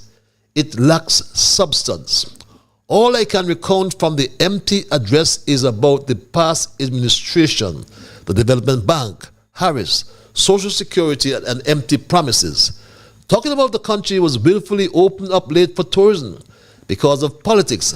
I can only conclude that our Prime Minister and all his surrogates like Martin and Dwyer, who from time to time repeating this nonsensical claim that was opened up too late for tourism. Opens his mouth to speak, he is so very economical with the truth. The Prime Minister and some of his hangers-on supporters, stooges and advisors always and invariably, beg your pardon, utter their nonsensical statements that Harris opened the country late, and last of all, other countries to receive tourism. The reality is, Harris and his cabinet was working in conjunction with an effective and efficient COVID task force and respectively heeded all the advice given to them, to the extent that our federation suffered the least amount of COVID deaths worldwide, and that is commendable, for life is more rewarding than money and silver and gold. Thank you, Harris, for your astute wisdom and common sense that you exercise in the management of COVID. If you had discounted the advice given by the technocrats and contrarily opened up the country for the tourist boats, resulting in an uptick in death, it would have been hell to tell the priests by those same crooked, dangerous, hypocritical, good-for-nothing vagabonds. God bless you, Dr. Harris, for your visionary foresight. You save us all, even those vagabonds you saved as well. Dear Patches, the detailed death announcement of the late Dr. Simonette Williams was aired this morning on ZIZ Radio, and the date of her funeral was given. The date of her funeral could only be announced because the autopsy has been done. Doesn't the public have a right to know the cause of the good doctor's death and what is the result of the investigation? In the death announcement, which stunned the public, the family as if to rub salt in the wounds of the very public who have expressed outrage over the good doctor's death, have expressed their profound gratitude to Dr. Terence Drew, Prime Minister, and Curtis Martin, peace and health, for their unwavering support to the family in their time of grief. Isn't these the same individuals that the doctor railed about in her Facebook posts before her untimely death, Patches? Doesn't this mean that under July that a death investigation case can be swept under the carpet, just like that, like dirt, as is this the good doctor's death? Any death investigation case is not only about the family of the victim, but it is a case against the state. The family cannot say, let's settle, or I forgive you, or let's the matter rest. We, the public, have a vested interest in this matter and need to hear directly from the Commissioner of Police and the Director of Public Prosecution as to the status of the investigation, as this is a case against the state itself. What is the cause of the doctor's death? And if anyone is liable, etc. This is not a case of theft, a sexual assault, or a case that the victim or their family can agree to settle. This is a death investigation case for which the public has a vested interest to know the outcome, and we demand an explanation. Simonette's soul needs to rest in peace. But the way this sounds, it seems like the good doctor's soul will not rest in peace, but will turn in her grave over and over again. Have a good night, Patches. Thank you, reads this email. Dear Patches, I write to you with a heavy heart, burdened by the heartbreaking reality my cousin and many others are facing after completing the 18-month nursing training program at the JNF hospital under Dr. Drew's government. What was meant to be a pathway to a fulfilling career in healthcare has instead led to a dead end. As we approach February 26th, the day that should have marked the beginning of our futures, my cousin is left in despair. While her counterparts in Nevis are already employed, those of us in St. Kitts, after enduring grueling months of training, are being sent home with empty promises. The government's message is clear. Apply to the nursing services before you can be considered for a full-time employment. This after Dr. Drew assured us that this program would open doors to local opportunities. Yet in a cruel twist, Dr. Drew's administration continues to hire Filipinos or Filipino nurses, while we locals who have been trained tirelessly and left to search for jobs elsewhere. It is hard to ignore the sting of betrayal. My cousin, who has poured herself into this profession, now finds herself wandering, hoping for a chance to work in the very field she was trained for, only to be overlooked in favor of foreign workers. Dr. Drew's empty promises and failure to support local talent have left us in a state of hopelessness. The dream of serving our community, of healing those in need, has been replaced with the harsh reality of watching opportunities slip away. Reads this email. Good night, Patches. Why Patches is not getting this money when Delwyn said that every citizen would get money every 6 months? Reads this very short email. Good night, Mr. Liburd. Do you know that July the Explorer is or was off island? It's 2025 and the travels continues. Reads this other email. Good night, Mr. Liburd. This has been the 4th time I'm coming to your platform. The high in Nevis is a health hazard. My cousin is getting sick with breakouts and headaches. When will someone take the High Court mold situation in Nevis serious? When members of staff are dead, who is responsible for the court? The Nevis Island administration or the federal government? Please answer that for me, Mr. Liburd. Reads this other email. And my final email for the night. Dear Patches, Lovato Cummings has raised a chilling theory on social media that demands immediate attention. In a recent Facebook comment, he boldly declared that the doctor's death was no accident, but rather cold-blooded assassination. Reads that email. Meticulously staged to appear as something else. His words strike a nerve, the suggestion that the scene was manipulated to cover up the true nature of her demise. Could there be more to this tragedy than meets the eye? Lavato's claim hints at a dark possibility. What if it wasn't a random accident, but a calculated move to silence a voice that had grown too loud, too critical of the system? Was this doctor outspoken about the state of healthcare, targeted because she knew too much, a threat to powerful forces who would go to any length to protect their interests. Lavado's theory opens up a floodgate of questions that cannot be ignored. Why would the scene be staged? Who benefits from her death? The more we consider his words, the more disturbing the implications become. Could this be a well-orchestrated cover-up, or is there a deeper conspiracy at play here? Patches, this is a conversation that needs to be had, and I believe your platform is the perfect place to dig into these unsettling questions. In terms of the question of the court and who is liable, I think, well, it's an OECS court. It's an OECS Supreme Court system, and all the countries in the OECS contribute to the system. So in terms of liability, I believe that's where we should look. Caller, I want to thank you for holding your live. I'm going to wrap up with these two callers. Call you live. Yeah, good night. Yeah, good night, sir. Patches. Sir. Hello? Yes, you're live. You're live. Yeah, good night. Good night, sir. Mr. Nevis, you ain't answer my question up to now. Mr. Who? Mr. The Cotton Ground. Oh boy, let's. What's the question though? But I don't want us to get into the personal. Which one of his passport he wanna give up? Yeah, and let me tell him something. I don't know. Please. I'm also. Okay. Wait a while. No. Please. Let me be clear on this one, right? Our program on this platform, right? It's a public service program, so let's try and avoid the personalities and the to and fro on the program. You have a right to your expression, but not necessarily on this program. If you can contact the individual, but I don't really want us to stoop to that level with this to and fro, you know, I mean, and talking and discussing personal matters on the program. So, let's try and desist from that, you know. Please. Okay, let me say something then.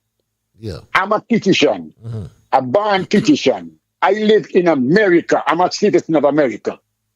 The reason why I don't agree with the Brian Clark, I agree with it is because if you do not live home, you shouldn't have a voice in telling the people them which government to choose. Because you don't live home, you do not pay taxes home, you have a right to come home and vote. But I will say this, if all of these overseas voters had to pay their own fee to come home and vote, they would not come home and vote. They would not. Let the people in St. Kitts decide which government they want. They had a unity government what the people want, and if the diaspora is to match it up. You know what I'm saying? Got you. And it's the truth. Yes. You don't pay taxes home, you have a right to come home and vote, but pay your right to come home and vote, and I bet you none of them will come home and vote. Okay. I live in America. I live in California, and my name is Brian Maynard, a.k.a. Yellow Man. So you know, a lot of people know me. So don't talk about I fear to Pauline and don't say my name. My name is Yellow Man. Patches, you know me too. I used to be me and Wanga born if I brethren. Okay. Many I tell you past to me and Wanga. Okay. I got you, Yellow Man, yes. All right. Okay. Good night. Thank you, Patches. Yes, thanks a lot for your contribution as well. And I think I have another. Oh, I thought I had another caller holding. This caller has probably had enough. Yes, I lost a caller, but let me dispense of these emails before we wrap. But I'm reaching out to highlight a troubling aspect of the ongoing investigation of the tragic death of Dr. Simonette Williams, as covered in Kevin Brown's article for Win FM on January 7, 2025. The Royal St. Christopher Nevis Police Force has issued a statement rejecting the idea of foul play in Dr. Williams' death, claiming there is no evidence of criminal intent. But here's the glaring question. How can they make such a bold declaration when the investigation is still unfolding? The police are quick to dismiss rumors as irresponsible and baseless, but without offering any transparency or evidence to back up their claims. How can we trust their judgment in this case of the police rushing to close the file without doing their due diligence. Their statement reeks of knee-jerk reaction to silence public speculation rather than a well-reasoned conclusion based on thorough investigation. It's deeply concerning that the police would make such a definitive statement without providing the public with any substantive evidence. Are they protecting their image or truly seeking justice? This premature conclusion raises serious doubts about the competence and integrity of the Royal St. Christopher and Nevis police force in handling high-profile cases. The community deserves answers, not rushed conclusions that serve to appease rather than investigate. We need transparency and not deflection. Sound speech. Patches, this government feels like giving $250 to some people is some wonderful thing. I heard the cabinet secretary said that the people can use some of the money to buy food and to pay bills. These people in government are a bunch of crazy people. $250 in the supermarket, you can carry the groceries in 2 bags in your hand. How the people can pay bills from that when $250 is not even enough to buy food? July is crazy, man, out of touch with reality. It is obvious that July don't know what he's doing or saying. Yes, he has some say anything moments, as I said before. Patches, I'm glad that you talk about that MOU that July said he signed with Christopher Harbour. I mentioned it last week, and you said that you will look into it. July got to be a crazy man. He needs to get back the millions of dollars that Christopher Harbour owes the state. Patches, these people in government want to tell you how to spend lousy $250. They're telling the people what they can and can't buy, and they want to know how the people are spending the money. July and his gang of vagabonds are out of place. When they're traveling all over the world, we don't tell them which hotel to stay at or what food to order. So why they want to tell us how to spend our money? When they're out of the country, they spend our money like drunken sailors raping the treasury. And Patches, why this worthless government always making it hard for the people to benefit from any assistance? They're putting all kinds of qualifications and obstacles to prevent the people from getting that little money. You have to make at least one contribution to Social Security from January 2024, and pensioners are not qualified. Why the people have signed up on this JAD Cash app? Who is this owner of the app and how much they are benefiting? Why is there a middleman? Just send the money to the people's bank account and cut out the crazy crap. Reads that email. And this final email, I trust this is, yes, my final email for the night. Why pensioners not getting this money? Not even those that only get Social Security. July said every citizen would benefit from the CBI program every 6 months. Now he has once again lied to the public. Reads this email. And that's my emails for the night. I spent some time because I wanted to get to dispense of them, because the emailers too are important to us, my Straight Dog family. And as I wrap tonight's programming, I ensure that I gave you some extra time, my Straight Dog family.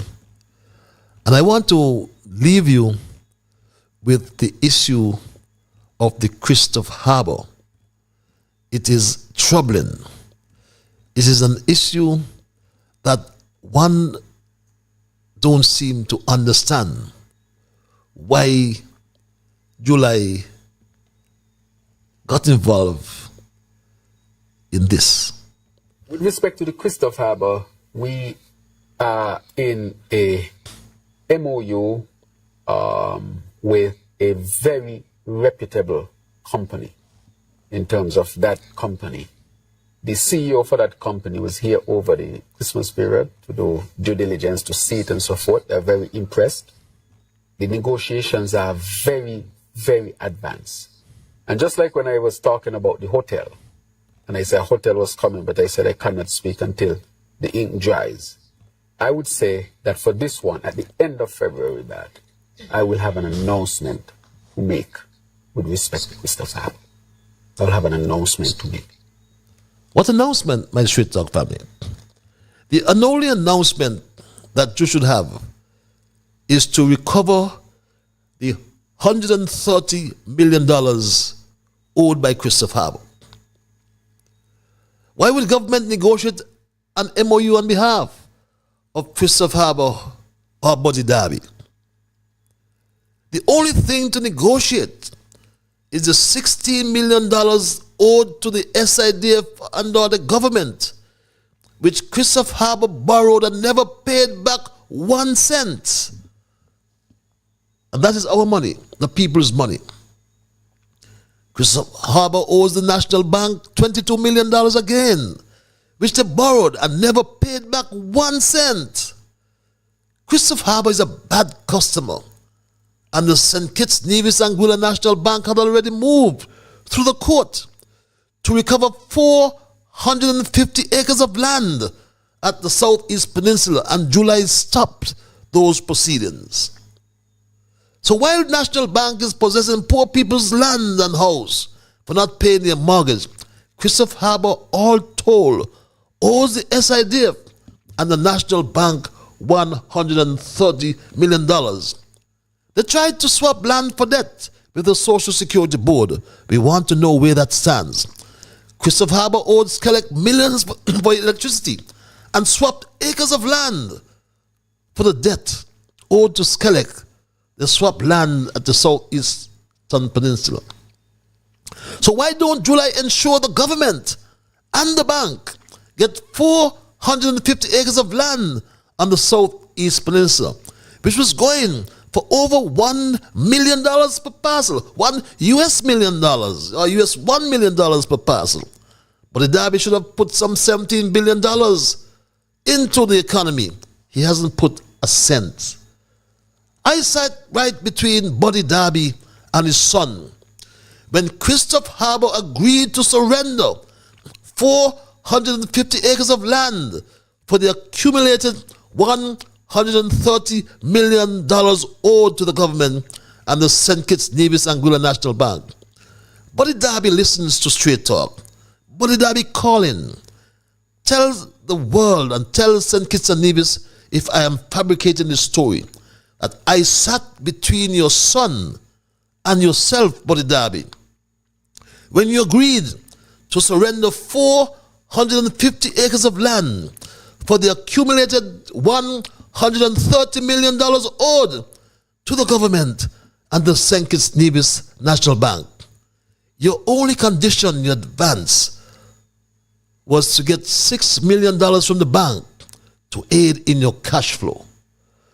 So we must not be fooled about any MOU with Christopher Harbour and the budget boost wallet for the poor people.